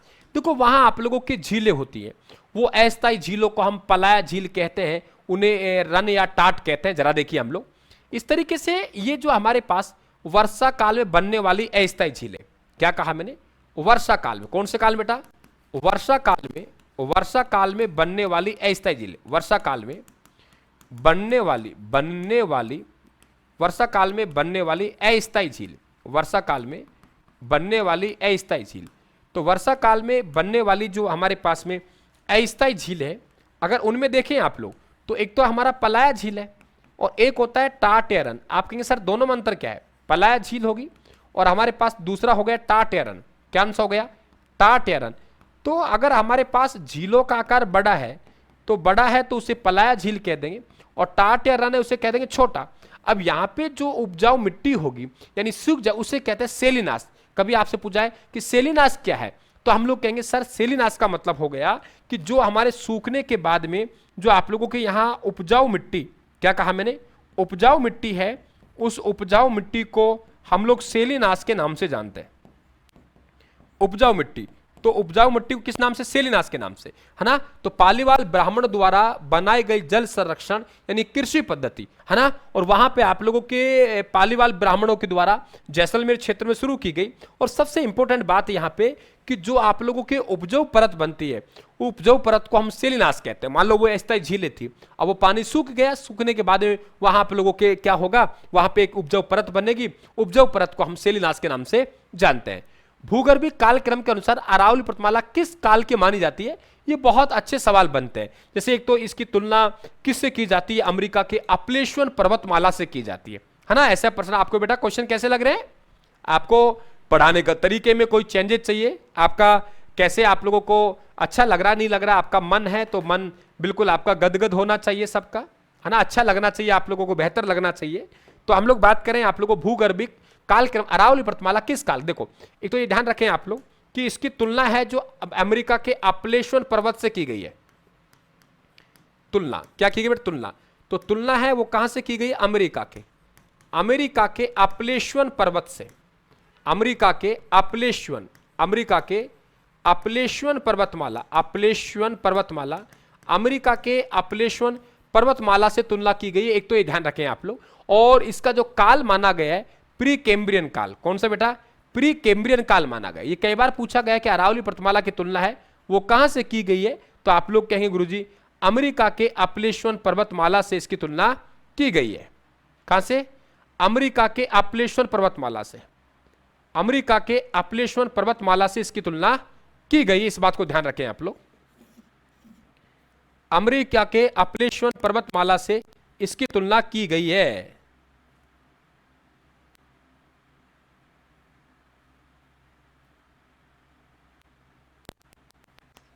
अमेरिका के अपलेश्वन पर्वतमाला से इसकी तुलना की गई, इस बात ध्यान रखें आप लोग। क्लियर? तो यहां पे भूगर्भीय कालक्रम के अनुसार अरावली पर्वतमाला किस काल की मानी जाती है? तो आप लोग कहेंगे प्री कैम्ब्रियन काल, और इसकी तुलना है वो अमेरिका के अपलेश्वन पर्वतमाला से की गई है। इस बात को भी आप लोग ध्यान रखेंगे। नेक्स्ट क्वेश्चन हमारे पास में यहां पे कथन और कारण में है। कथन कह रहा है हमारा पूर्वी मैदानी प्रदेश राजस्थान का सर्वाधिक उपजाऊ और सघन जनसंख्या वाला भौतिक विभाग है ना। क्या कहा है कि पूर्वी मैदान प्रदेश के राजस्थान के सर्वाधिक उपजाऊ, पूर्वी मैदान प्रदेश राजस्थान के सर्वाधिक उपजाऊ और सघन जनसंख्या घनत्व वाला भौतिक विभाग है। ठीक है, इस क्षेत्र का निर्माण नदियों द्वारा लाई गई जलोढ़ मृदा से हुआ है और यहां सिंचाई की सुविधाएं उपलब्ध है। भाई उपजाऊ क्यों है? एक तो जलोढ़ मिट्टी मिलती है, और इसका मतलब यहां पे उपजाऊता का कारण बताया गया है कि भाई उपजाऊ क्यों है कि इस क्षेत्र में का निर्माण नदियों द्वारा लाई गई जलोढ़ मृदा से हुआ है, यहां सिंचाई की सुविधाएं उपलब्ध है, इसलिए ये इलाका है हमारा वो उपजाऊ है और सघन जनसंख्या नहीं, यहाँ पे जनसंख्या घनत्व अच्छा है, यहाँ पे आप लोगों के लोग रहते हैं, यहाँ पे जनसंख्या घनत्व अच्छा है, यहाँ पे क्या रहते हैं? लोग रहते हैं। ठीक है, अगला क्वेश्चन आपके सामने, महान सीमा भ्रंश। सवाल सुनिए आप लोग, महान सीमा भ्रंश राजस्थान के किस भाग से गुजरता है? दक्षिणी पूर्वी बूंदी सवाई माधोपुर, दक्षिणी पश्चिमी उदयपुर सिरोही। देखो महान सीमा भ्रंश वही है जहां विंध्यन कगार भूमि हमने पढ़ी थी, याद कीजिए कौन सी भूमि पढ़ी थी हमने? विंध्यन कगार भूमि। तो हमारे पास में महान सीमा भ्रंश, क्या कहा मैंने? महान सीमा भ्रंश यानी हम लोग बात करेंगे विंध्यन कगार भूमि, महान सीमा भ्रंश यानी विंध्यन कगार भूमि। तो ये हमारा इलाका है, ये तो ये आप लोगों के यहां पे देखेंगे तो ये हमारी महान सीमा भ्रंश है, यानी इसे हम लोग क्या कहेंगे? विंध्यन कगार भूमि कहेंगे। ये इलाका हमारा विंध्यन कगार भूमि यानी महान सीमा भ्रंश कहेंगे इसको। तो यहां फिर मैंने आपको एक पॉइंट और दिया था, याद कीजिए, सक्रांति प्रदेश। यहां पे आप लोगों के सक्रांति प्रदेश का मतलब हो गया कि यहां पे आप लोगों के इधर से अरावली के अवशेष और इधर से विंध्यन कगार भूमि के अवशेष, अरावली और विंध्यन कगार भूमि के अवशेष जहां आके मिलते हैं, अरावली और विंध्यन कगार भूमि के जो अवशेष यहां आके मिलते हैं उन्हें हम लोग क्या कहते हैं? ध्यान रखें आप लोग, महान सीमा भ्रंश कहते हैं। तो वेरी इंपॉर्टेंट आप लोगों के लिए, तो महान सीमा भ्रंश राजस्थान के किस भाग से गुजरता है? तो आप लोग कहेंगे कि हमारा दक्षिणी पूर्वी बूंदी सवाई माधोपुर वाला इलाका है, ये ध्यान रखें आप लोग, इस भाग से गुजरता है। ठीक है, नेक्स्ट क्वेश्चन आपके पास में ये रहा, थार्नवेट के जलवायु वर्गीकरण के अनुसार ईएडी उष्णकटिबंधीय मरुस्थलीय जलवायु किस क्षेत्र का प्रतिनिधित्व करती है? आंसर आने दीजिए आप लोग। किस क्षेत्र का प्रतिनिधित्व करती है? किस क्षेत्र का प्रतिनिधित्व करती है? आप लोगों के 34 नंबर क्वेश्चन मैंने आपके समक्ष रखा है। आंसर आने दीजिए आप लोग। क्या आंसर देंगे आप लोग? थार्नवेट के अनुसार, वर्गीकरण के अनुसार ईएडी उष्णकटिबंधीय, क्या आंसर देंगे? थार्नवेट के जलवायु वर्गीकरण के अनुसार, थार्नवेट के जलवायु वर्गीकरण के अनुसार ईएडी उष्णकटिबंधीय मरुस्थलीय जलवायु किस क्षेत्र का प्रतिनिधित्व करता है? बताइए कौन से इलाके करेगा? तो आप लोग कहेंगे पश्चिमी मरुस्थल, यानी जैसलमेर, बाड़मेर, बीकानेर। जैसलमेर, बाड़मेर, बीकानेर। राइट आंसर आप लोगों के लिए बी बनेगा। ठीक है, कैसी लगी क्लास? आप लोग बिल्कुल मैसेज करेंगे।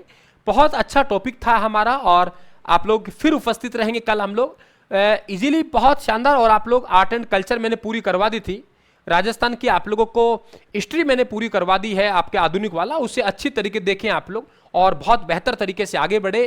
ज़्यादा बड़ी मैराथनों में नहीं उलझना है आप लोगों को, अच्छे कॉन्सेप्ट के साथ अच्छे तरीके से आप लोगों को मैनेज करते हुए आगे जाना है। आपको 10-10, 12-12 घंटे की मैराथनों में दिक्कत आएगी, वो ना करें आप लोग। थैंक यू, धन्यवाद आप सभी को, शुभ रात्रि।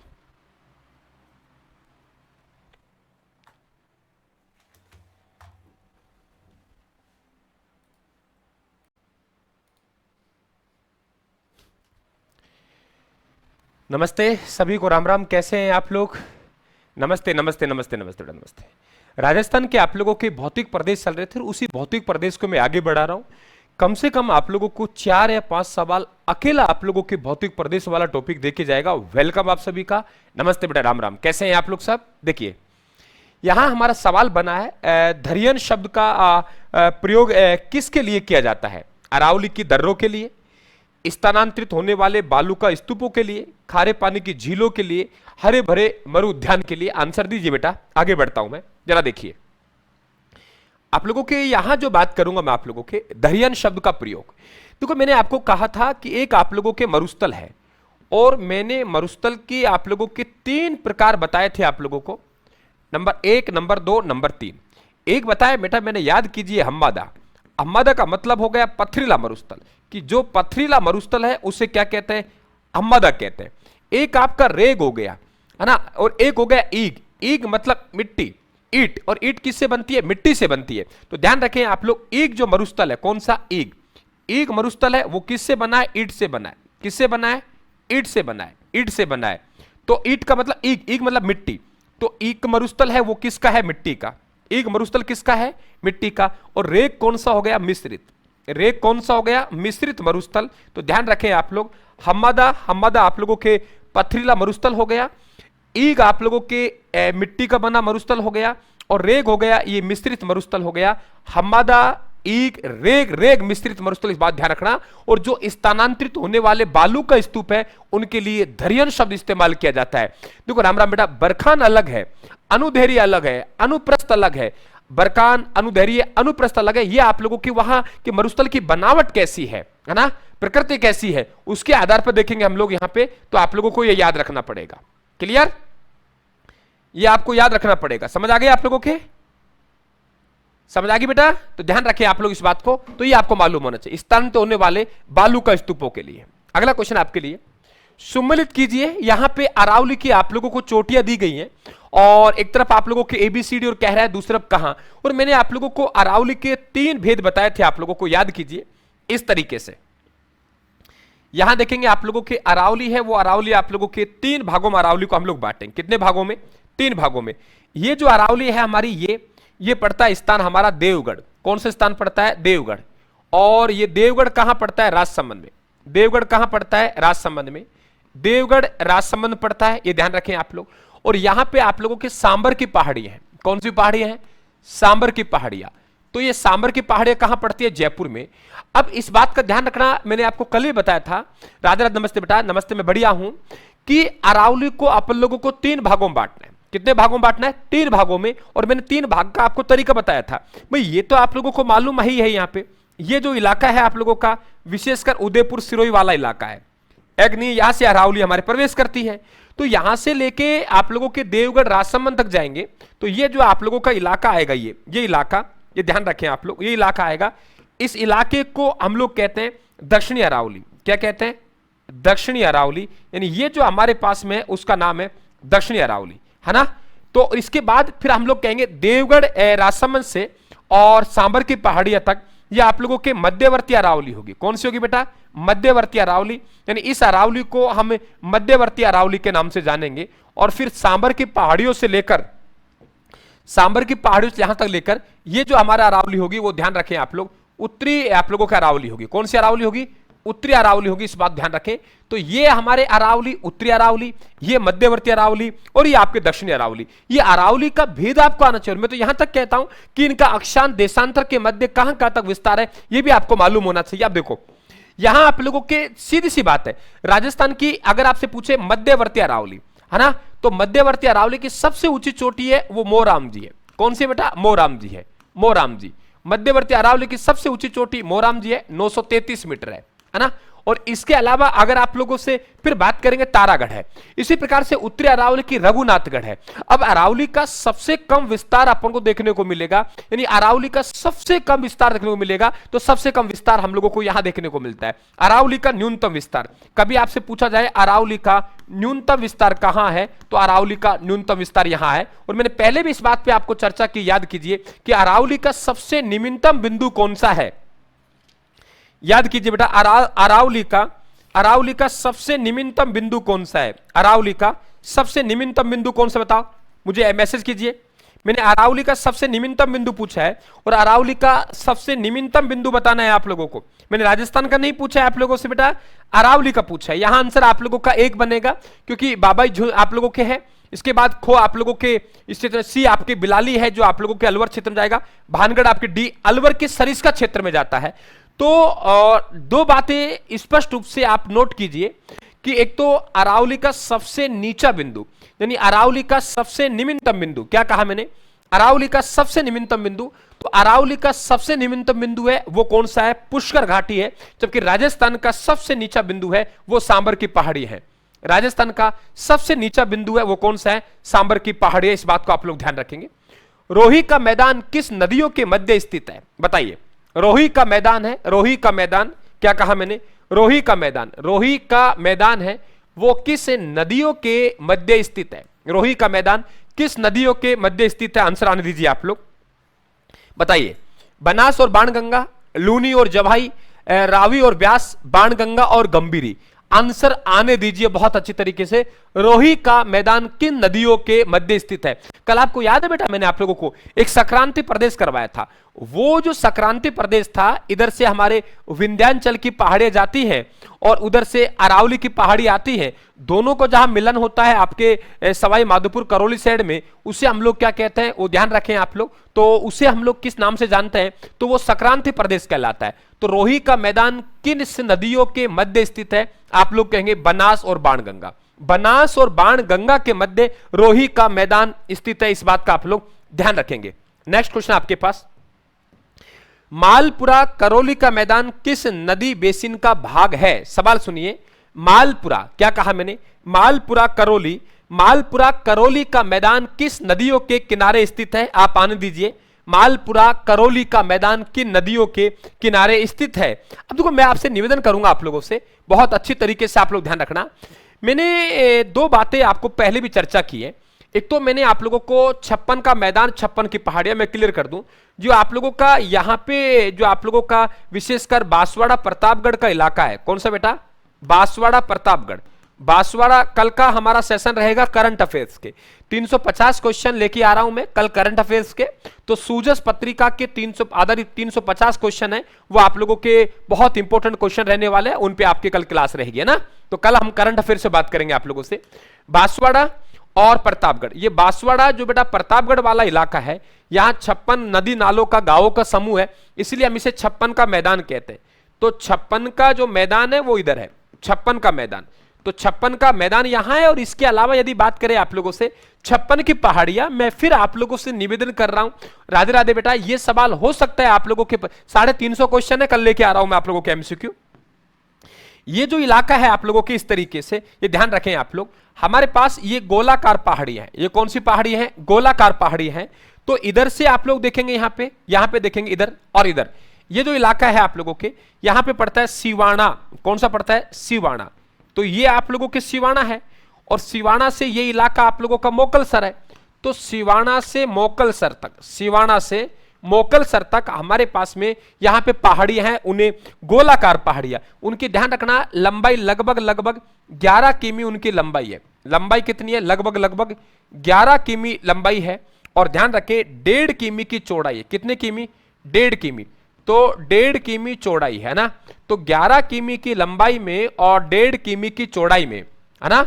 तो ये आप लोगों के विस्तार है, इन्हें हम लोग ध्यान रखें गोलाकार पहाड़ियां हैं, जिन्हें 56 की पहाड़ियां कहते हैं। ये बिल्कुल आप लोगों को मालूम होना चाहिए, क्योंकि वो आजकल आपसे कथन कांड में सवाल पूछता है तो आपके लिए बड़ी दिक्कत पैदा हो जाएगी। इस बात को आप लोग ध्यान रखें, है ना। बिल्कुल बिल्कुल, मैं तो बोल रहा हूं, बोलिए आप लोग। तो यहां बनास बेसिन है, उसमें मालपुरा करौली का मैदान है। देखो पहाड़ियों से रिलेटेड आप लोगों के मैं कोशिश कर रहा हूं 4 क्वेश्चन देने के, 4 में से आप लोगों को एक परीक्षा में 100% मिल जाएगा, है ना। एक 100% मिल जाएगा। देखो जैसे आपसे कहेगा, एक तो 56 की पहाड़ियां, इन्हें आपको ध्यान रखना है, गोलाकार पहाड़ियां। और मैंने आपसे कहा है कि बालोतरा जिले में है। कहां से कहां तक विस्तार है? तो आप लोग कहेंगे सिवाना से मोकलसर तक है, 11 किमी की लंबाई में है और 1.5 किलोमीटर की चौड़ाई में। इसी प्रकार से यहां पे हमारे पास में भाकर की पहाड़ियां। कौन सी पहाड़ियां? भाकर की पहाड़ियां। ये जो भाकर की पहाड़ियां हैं, कभी आपसे पूछा जाए सिरोही जिले में स्थित उबड़ खाबड़ पहाड़ियां। कौन जिले में? सिरोही जिले में। सिरोही जिले में स्थित उबड़ खाबड़ पहाड़ियां। सिरोही जिले में स्थित उबड़ खाबड़ पहाड़ियां। सिरोही जिले में स्थित उबड़ खाबड़ पहाड़ियां। तो सिरोही जिले में स्थित उबड़ खाबड़ पहाड़ियां, उन्हें भाकर की पहाड़ियां कहते हैं। इसी प्रकार से आपसे गिरवा की पहाड़ियों की बात करेगा तो आप लोग कहेंगे सर उदयपुर जिले में गिरवा की पहाड़ियां।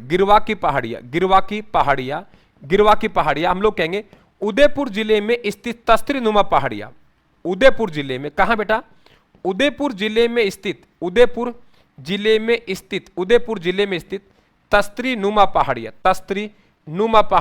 उदयपुर जिले में स्थित तस्त्री नुमा पहाड़ियां हैं, उन्हें हम गिरवा की पहाड़ियां कहते हैं। और इसी प्रकार से शेखावा आप लोगों के हाड़ौती में प्राकृतिक प्रेमी जो शासक थे मुकुंद सिंह के यहां पर वहां मुकुंदवाड़ा की पहाड़ियां हैं और उन्हें अर्धचंद्राकार पहाड़ियों के नाम से जाना जाता है। तो यह भी मत भूलना आप लोग, मुकुंदवाड़ा की पहाड़ियां। कौन सी बेटा? मुकुंदवाड़ा की पहाड़ियां हैं, मुकुंदवाड़ा की पहाड़ियां। तो ये मुकुंदवाड़ा की पहाड़ियां अर्धचंद्राकार पहाड़ियां कैसी हैं? अर्धचंद्राकार पहाड़ियां। कि मुकुंदवाड़ा की पहाड़ियों को हम अर्धचंद्राकार पहाड़ियों के नाम से जानते हैं। तो ये ध्यान रखें बनास बेसिन। मुझे पक्का विश्वास है यहां से आप लोगों के एक क्वेश्चन आप लोगों के बेटा यहां से आ जाएगा। नमस्ते बेटा, सभी का आप लोगों का हौसला अफजाई कर रहे हैं मेरा, आप सबका धन्यवाद आप लोगों का, है ना। बिल्कुल ऐसी हौसला अफजाई आप लोग करते रहें तो आपका वेलकम है सबका। आगे देखिए, है ना। ये मैं मतलब सटीक बातें, हमको फालतू बातें नहीं करनी। हमें परीक्षा में अधिकांश सवाल हमारे कैसे आए वही मैंने टारगेट रखा है। इसके अलावा मेरा टारगेट बिल्कुल भी नहीं है। मेरा टारगेट एक ही है कि आप लोगों के परीक्षा में अधिकांश सवाल हम कैसे लाए जाए, है ना। परीक्षा में अधिकांश सवाल हैं, वो अधिकांश सवाल कैसे लाए, टारगेट हमारा एक ही रहना चाहिए किसी भी हालात में, है ना। किसी भी हालात में हमें एक टारगेट रहना चाहिए कि परीक्षा में अधिकांश सवाल हम कैसे लाए, है ना। वो ध्यान रखें आप लोग। तो यहां पे मुकुंदरा की पहाड़ियां मुख्य रूप से किस जिले में विस्तृत है ना। अब देखो, तो हमारे पास कोटा झालावाड़। अब मुकुंदरा की पहाड़ियां पहले तो मालूम होना चाहिए, ये पहाड़ियां हमारे पास में अर्धचंद्राकार पहाड़ियां कैसी है बेटा? अर्धचंद्राकार पहाड़ियां।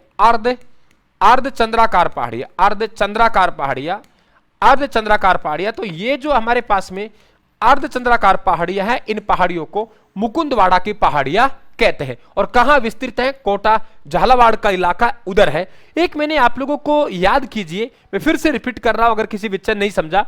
2 शब्द होते हैं बेटा आप लोगों के, है ना। एक तो होता है डांग क्षेत्र, जैसे ये हमारा राजस्थान का मानचित्र है। ये क्या है? राजस्थान का मानचित्र है, देखेंगे आप लोग।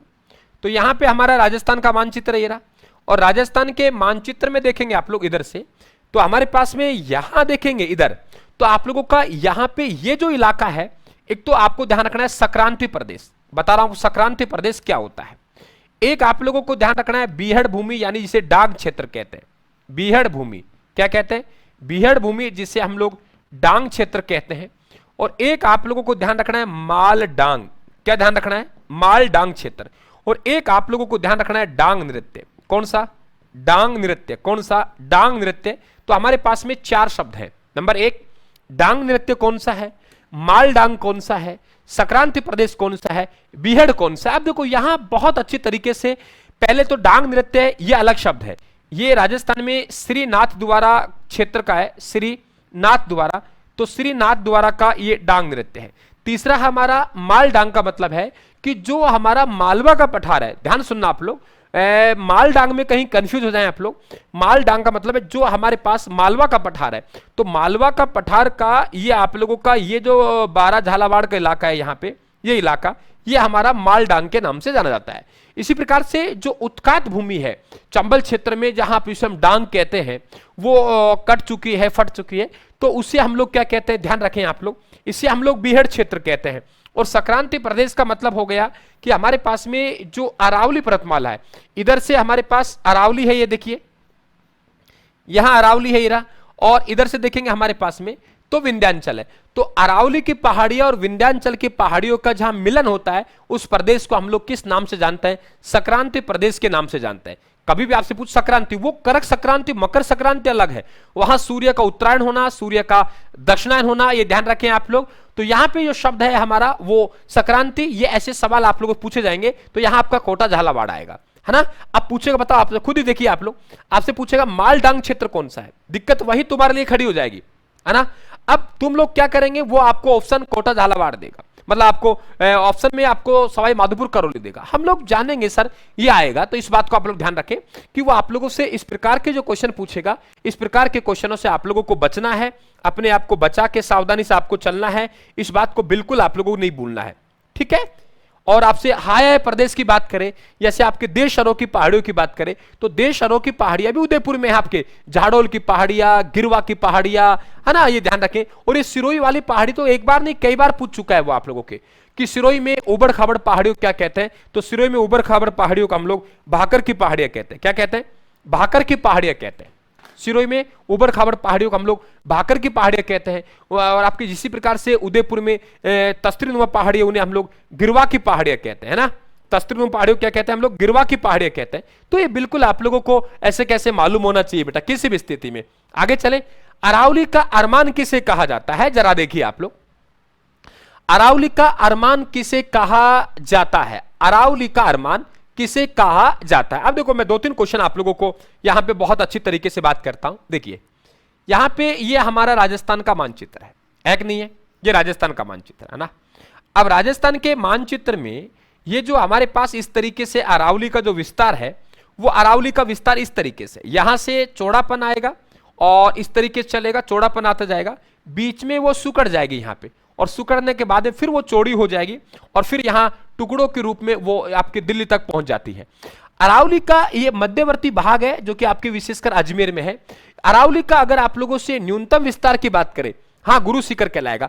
अरावली का यदि आप लोगों से न्यूनतम विस्तार की बात करें तो अरावली का न्यूनतम विस्तार यहां है, ये ध्यान रखें आप, अरावली का न्यूनतम विस्तार। तो अरावली का न्यूनतम विस्तार कहां है? अजमेर में है। अब ध्यान रखना आप लोग, मेरे 2 सवाल आप लोगों से हैं।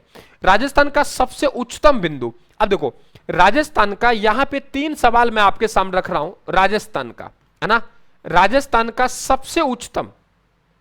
तो राजस्थान का सबसे उच्चतम जो बिंदु है, सबसे ऊंचा बिंदु, है ना, वो किसी भी रूप में बिंदु मौजूद हो, तो सबसे ऊंचा बिंदु है 1722 मीटर है राजस्थान का, वो गुरु शिखर है।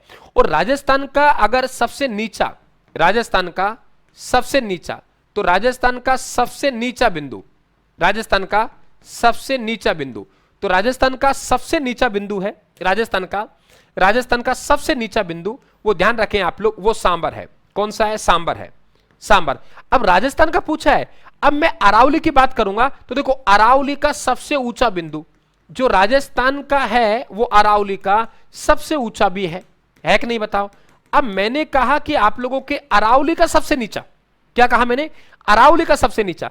अगर अरावली का सबसे नीचा की बात करेंगे, अरावली का सबसे नीचा की बात करेंगे तो आपके कौन सा आएगा, पुष्कर घाटी। इन दोनों सवालों को अच्छी तरीके से पढ़ना है कि अरावली का सबसे नीचा है वो पुष्कर घाटी है, अरावली का सबसे नीचा है वो पुष्कर घाटी है, और अरावली का राजस्थान का सबसे नीचा है वो आपके शांबर है। तो यहां आपके गुरु शिखर बनेगा।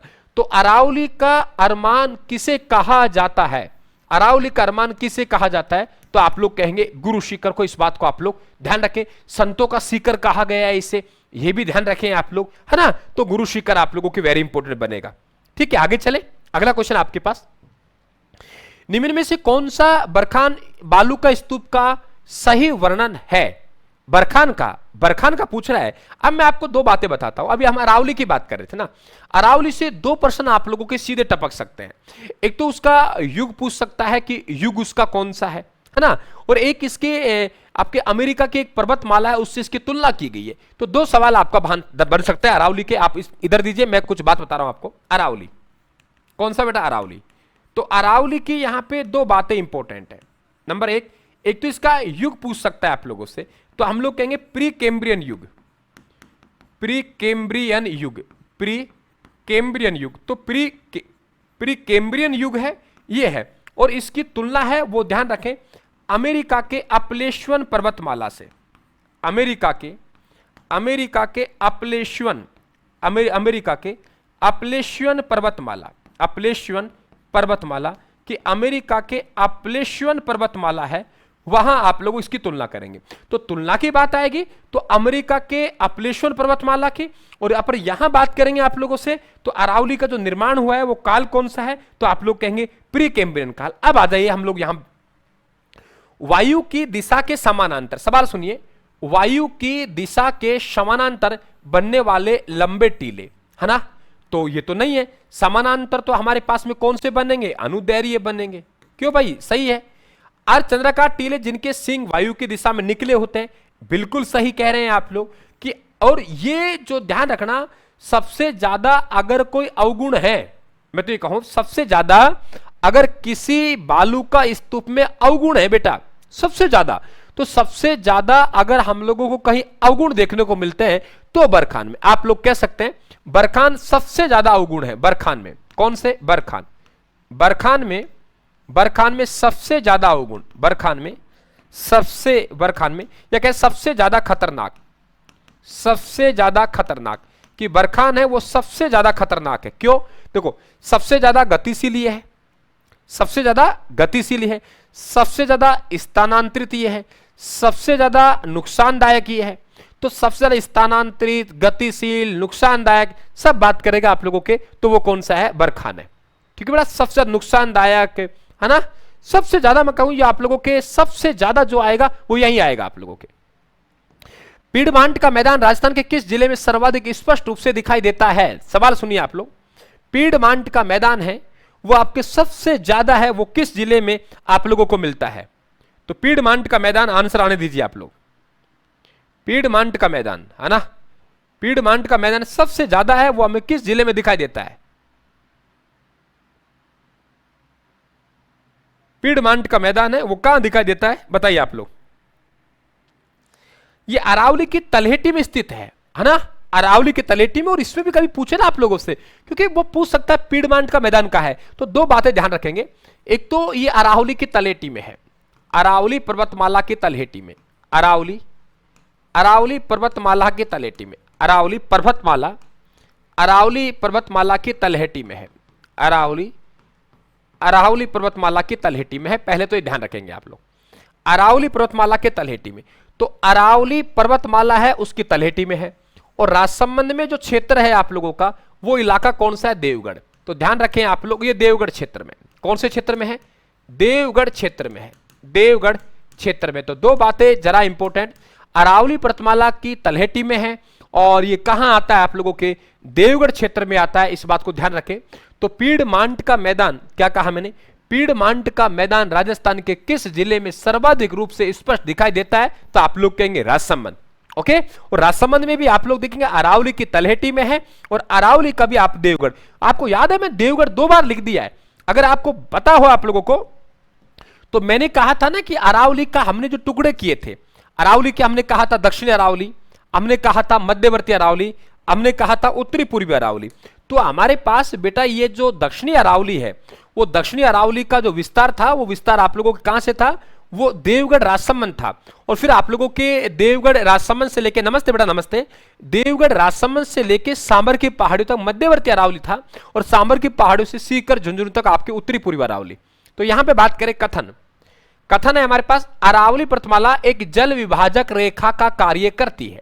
ठीक है, ये राजस्थान की नदियों को अरब सागरी और बंगाल खाड़ी के अपवाह तंत्र विभाजित करती है। ये क्या कह रहा है, ये कह रहा है देखो भाई, हमारे पास ये राजस्थान का मानचित्र है बेटा। कल आपके राजस्थान करंट अफेयर्स के क्वेश्चन पढ़ेंगे, और 8:45-9 बजे हम क्लास शुरू कर लेंगे, क्योंकि हमें 2, 2.5, 3 घंटे चाहिए। तो 3.5 क्वेश्चन, 353 क्वेश्चन है टोटल, सूजस पत्रिका पर आधारित है टोटल 3.5 मतलब 353 क्वेश्चन है। कल हमारा करंट अफेयर्स से रिलेटेड सेशन रहेगा पूरा का पूरा, क्योंकि करंट अफेयर्स हम लोग पूरा 350 क्वेश्चन लेंगे तो उसमें से बन जाएंगे। तो 350 क्वेश्चन हमारे होंगे करंट अफेयर्स पे, और बिल्कुल सूजस पत्रिका पर आधारित होंगे।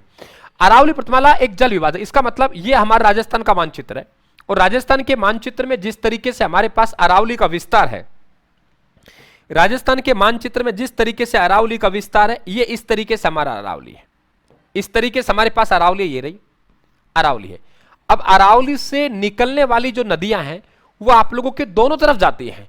यहां से जो नदियां निकलती हैं इस तरीके से, यहां से, तो ये नदियां निकलती हैं आप लोगों को यहां से निकलने, देखो इस तरीके से हमारे पास नदियां, यहां जो जल गया हमारा इस तरीके से, तो ये आपके अरब सागर में पहुंचेगा, और यहीं से निकलने वाली नदियां यहां बंगाल खाड़ी में। तो बिल्कुल ये जल विभाजक का काम करती है। तो इस बात को ध्यान रखेंगे आप लोगों के, ए और आर दोनों सही है, आर ए की सही व्याख्या करता है ना, समझ गए आप लोग। हाँ भाई, इधर जाने वाली नदियां कहां पहुंच जाएंगी, वो आपके कच्छ की खाड़ी और खंबात की खाड़ी होते हुए, कच्छ की खाड़ी और खंबात की खाड़ी होते हुए वो नदियां अपना जल कहां ले जाएंगी, तो ध्यान रखें आप लोग, वो अपना जल कहां ले जाएंगी, तो वेरी इंपॉर्टेंट, वो चल जाएंगे आप लोगों के अरब सागर में। इधर कहां जाएगा, बंगाल खाड़ी में। सीप किस प्रकार का बालू का स्तूप है, आंसर दीजिए, सीप किस प्रकार का बालू का स्तूप है।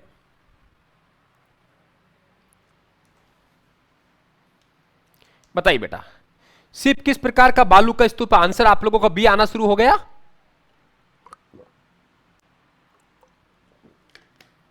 देखो अनुप्रस्थ, अगर हमारे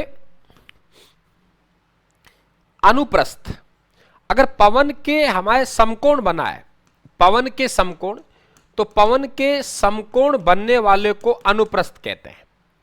अगर आपसे बात करें पवन के समानांतर, पवन के समानांतर, पवन के समानांतर, तो पवन के समानांतर कौन सा हो गया, अनुदैर्घ्य हो गया।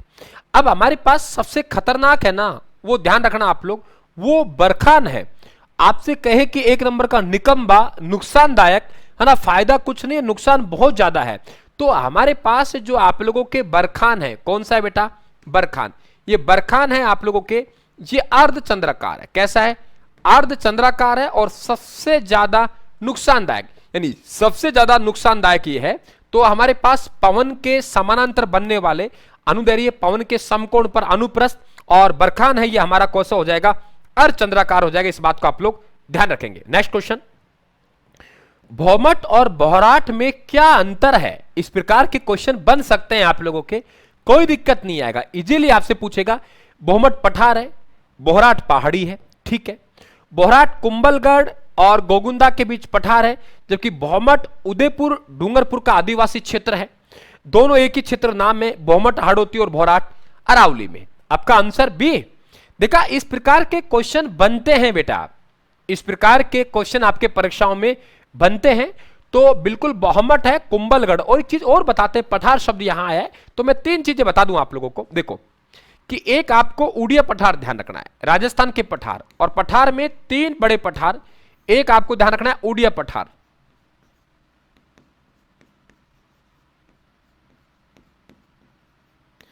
एक आपको ध्यान रखना है उड़िया पठार, ये ध्यान रखें आप लोग। दूसरा हमारा पास ध्यान रखना है हम लोगों को उड़िया पठार, यहां रखना बोहराट का पठार,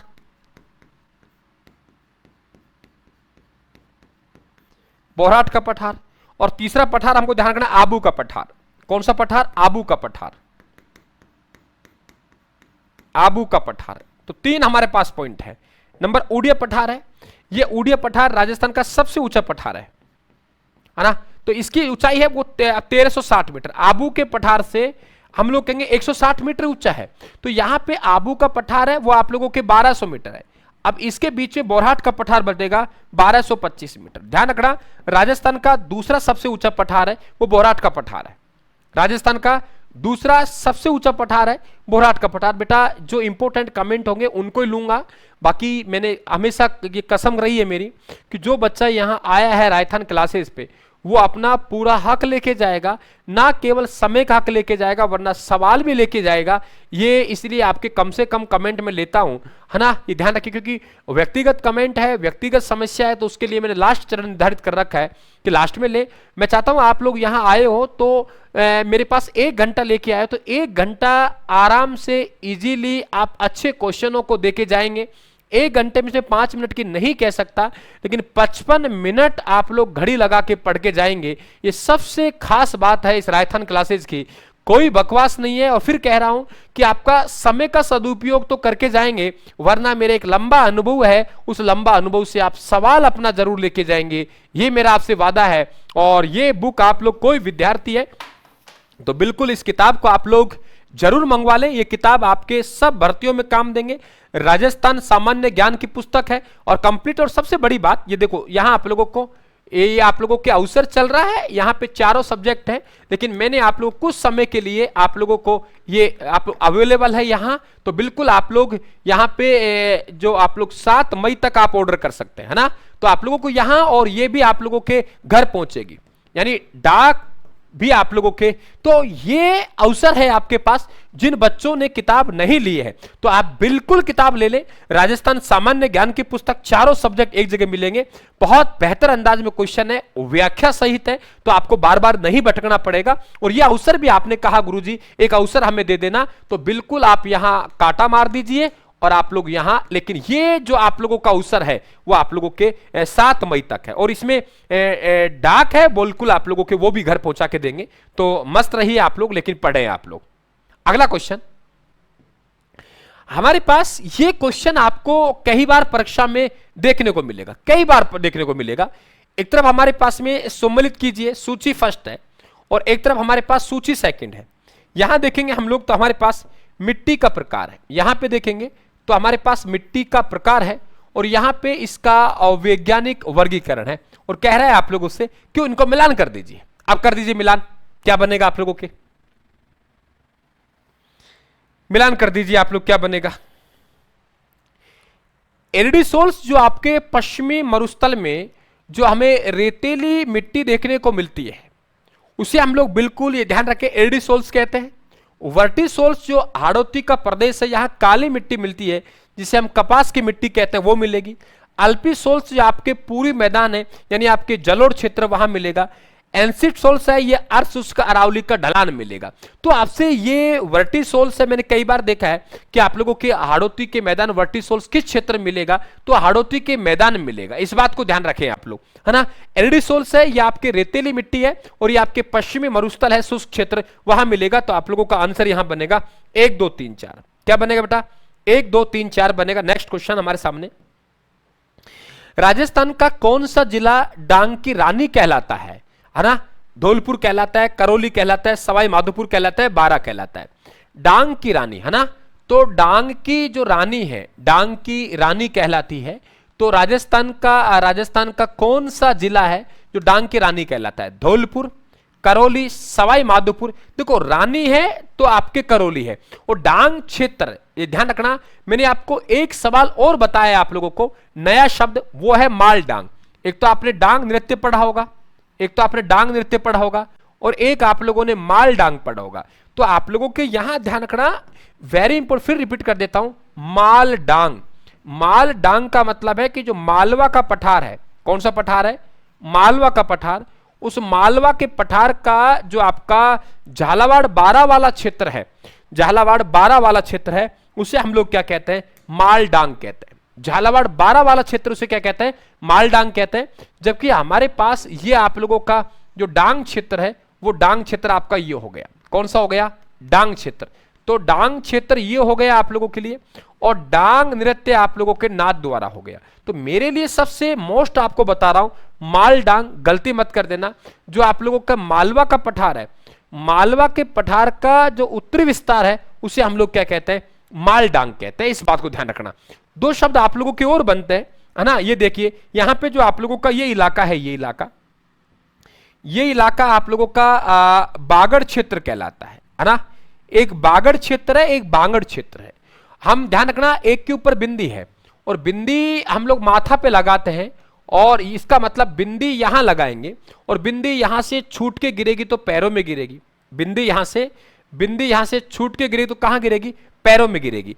तो अगर यहां पे आप लोगों के बिंदी लग जाती है तो आप लोग यहां सेकावाटी का नाम दे देंगे। ये बिंदी तो आप लोग कह देंगे ये बिंदी लग गई गुरुदेव, तो ये सेकावाटी जो क्षेत्र है उस सेकावाटी क्षेत्र का नाम है, और ये बिंदी हट गई तो आप लोगों के डूंगरपुर बांसवाड़ा का। तो फर्क यहाँ पे बिंदी को देखने को मिलेगा। तो आप लोगों के डांग की रानी है वो आपके करौली क्षेत्र का। बेटा कल के लिए करंट अफेयर्स के लिए तैयार रहना। 353 क्वेश्चन हम लोग करेंगे, और 353 क्वेश्चन में सूजस का आपको सारांश है, वो सूजस का सारांश मैं आप लोगों को दे दूंगा। तो कल आप लोग बिल्कुल करंट अफेयर्स को अपन कवर करेंगे। इंसेलबर्ग स्थल आकृति राजस्थान के किस क्षेत्र में देखी जा सकती है ना। इंसेलबर्ग जो स्थल आकृति है वो आपकी किस क्षेत्र में देखी जाती है। देखो हमारे पास सेकावाटी क्षेत्र में जो आंतरिक जल प्रवाह मिलता है वो ध्यान रखना, यहां पे इसे हम लोग, यहां पे एक नदी है, उस नदी का नाम कांतली है। कांकड़ी नहीं बेटा, कांतली। और कांतली नदी के वैभव क्षेत्र को हम लोग तोरावाटी कहते हैं। क्या कहते हैं, तोरावाटी कहते हैं। तो एक तो ये इंपॉर्टेंट है, लेकिन ये कांतली है। अगर इसकी जगह, कांतली की जगह आप लोगों को कांकनी देखने को मिले, कांतली की जगह बेटा कौन सी, कांकनी, तो कांतली की जगह अगर आपको कांकनी देखने को मिलता है तो इस कांकनी को मसूरदी कहा जाता है। क्या कहता है, मसूरदी। और इसका उद्गम इस तरीके से होता है, इसका उद्गम है वो इस तरीके से होता है। तो ये नदी है जिसका उद्गम यहां इस तरीके से होगा, इसे हम लोग क्या कहते हैं, मसूरदी कहते हैं। ये 17 किमी है, आंतरिक जल प्रवाह की सबसे छोटी नदी है, और इसका उद्गम है कोठारी गांव से होता है, और इसके बाद ये मीठी खाड़ी में लुप्त होती है और रास्ते में भुज झील का निर्माण भी करती है। तो इंसेलबर्ग है वो आबू पर्वत खंड है, वहां आप लोगों को देखने को मिलेगा। मैं आपसे ये निवेदन करूंगा कि यहां आप लोगों की एक झील है नक्की झील, और मैं यहां इसलिए नक्की झील की चर्चा कर रहा हूं क्योंकि यहां से आप लोगों का सवाल है वो और भी बेहतर बन सकता है। नक्की झील, ये जो नक्की झील है ध्यान रखना, आप लोगों को मालूम होगा एक रघुनाथ जी है, एक रंगनाथ जी है। गलती मत करना आप लोग, रंगनाथ जी का मंदिर है, हम लोग कहेंगे हाथी गुफा है, हाथी गुफा है, हम लोग कहेंगे राम गुफा है, हम लोग कहेंगे चंपा गुफा है ना। आप लोगों के हाथी गुफा, राम गुफा, रघुनाथ जी का जो मंदिर है वो नक्की झील के किनारे है, जबकि रंगनाथ जी का मंदिर पूछेगा तो पुष्कर में है। रंगनाथ जी का मंदिर पुष्कर में है, रंगनाथ जी का मंदिर पुष्कर में है, और रघुनाथ जी का मंदिर है वो आबू पर्वत खंड यानी सिरोही में। इस बात को ध्यान रखना। और ये आबू क्षेत्र है, आपको ये भी मालूम है कि यहां पे आप लोगों के सर्वाधिक वर्षा वाला इलाका है। ये क्षेत्र है, जिला नहीं है, सर्वाधिक वर्षा वाला, सर्वाधिक वर्षा वाला क्षेत्र है, सर्वाधिक वर्षा वाला ये क्षेत्र है। और यहां पे आप लोगों का एक हमें वनस्पति देखने को मिलती है, यदि आप लोगों को याद हो तो वो है आप लोगों के उपोष्ण कटिबंधीय सदाबहार वन, उपोष्ण कटिबंधीय सदाबहार वन आप लोगों को यहां देखने को मिलते हैं। इस बात को ध्यान रखना, क्योंकि यहां पे जो वर्षा होती है वो वर्षा हमें 148 सेंटीमीटर तक हम लोगों को देखने को मिलती है। यहीं पर एक दुर्लभ पादप है, आप नाम सुना होगा, आबू एनसिस डिकी लपेटरा, वो दुर्लभ पादप भी हमको यहां देखने को मिलता है। तो आप लोगों को यहां एक दुर्लभ पादप है जिसका नाम है आबू एनसिस डिकी लपेटरा। क्या कहा बेटा मैंने, आबू एनसिस डिकी लपेटरा। तो आबू एनसिस डिकी लपेटरा, आबू एनसिस, क्या कहा बेटा मैंने, आबू एनसिस डिकी लपेटरा जो दुर्लभ पादप है, आबू एनसिस डिकी लपेटरा जो दुर्लभ पादप है वो भी हमको यहां देखने को मिलता है। एक यूबलेफेरिस छिपकली हमको यहां देखने को मिलती है, यूबलेफेरिस है वो छिपकली हमको देखने को मिलती है। तो ये सब बातें आप लोगों को ध्यान रखना पड़ेगा। ये आप लोगों का आबू पर्वत खंड सिरोही है, इसकी यहां विशेषताएं मैंने आपके सामने रखी हैं, इस बात को आपको मालूम होना चाहिए। अगला क्वेश्चन आपके बीच में रख रहा हूं, बाफ फोल्डर किले का संबंध किस जिले और किस काल से है, यह आप लोगों को आंसर देना है। दीजिए आप लोग क्या आंसर देंगे। मैं यहां आप लोगों से अरावली की फिर दो बातें कर रहा हूं। एक तो इनका काल आप लोगों से पूछा जा सकता है कि अरावली का निर्माण काल कौन सा रहा है, और फिर कह दूंगा एक अरावली की तुलना आप लोगों से पूछी जा सकती है कि अरावली की तुलना किससे की गई। आप लोगों का आंसर बी आ रहा है, जोधपुर, यानी आपका फलोदी अब जिला बन चुका है। देखिए मैं फिर निवेदन करूंगा आप लोगों के, एक तो ये ध्यान रखना है आप लोगों को, प्री कैम्ब्रियन काल कौन सा, अरावली में प्री कैम्ब्रियन काल। मैं अरावली हेडिंग डाल देता हूं ऊपर, क्योंकि यहां सवाल बनेगा और जो सवाल बनेगा मैं आप लोगों को एक साथ देके जा रहा हूं। यहां हमारी अरावली है, तो अरावली में हमारे पास कौन सा काल है, प्री कैम्ब्रियन काल। तो ये हमारा प्री कैम्ब्रियन काल है। क्या है हमारा प्री कैम्ब्रियन काल। तो फिर हमारे पास में जो अमेरिका का अपलेश्वन पर्वत है, वो अपलेश्वन पर्वत से इसकी तुलना की गई। अमेरिका के अपलेश्वन पर्वतमाला, अमेरिका के अपलेश्वन पर्वतमाला, अमेरिका के अपलेश्वन पर्वतमाला है, अमेरिका के अपलेश्वन पर्वतमाला है, उससे इसकी तुलना की गई है ना। अमेरिका की कौन सी पर्वतमाला, तो अमेरिका की अपलेश्वन पर्वतमाला, अमेरिका की अपलेश्वन पर्वतमाला है, उससे तुलना की गई है ना। और तीसरी हमारे पास यहाँ पे जो इंपोर्टेंट बात है वो भी आप लोग ध्यान रखेंगे, वलित।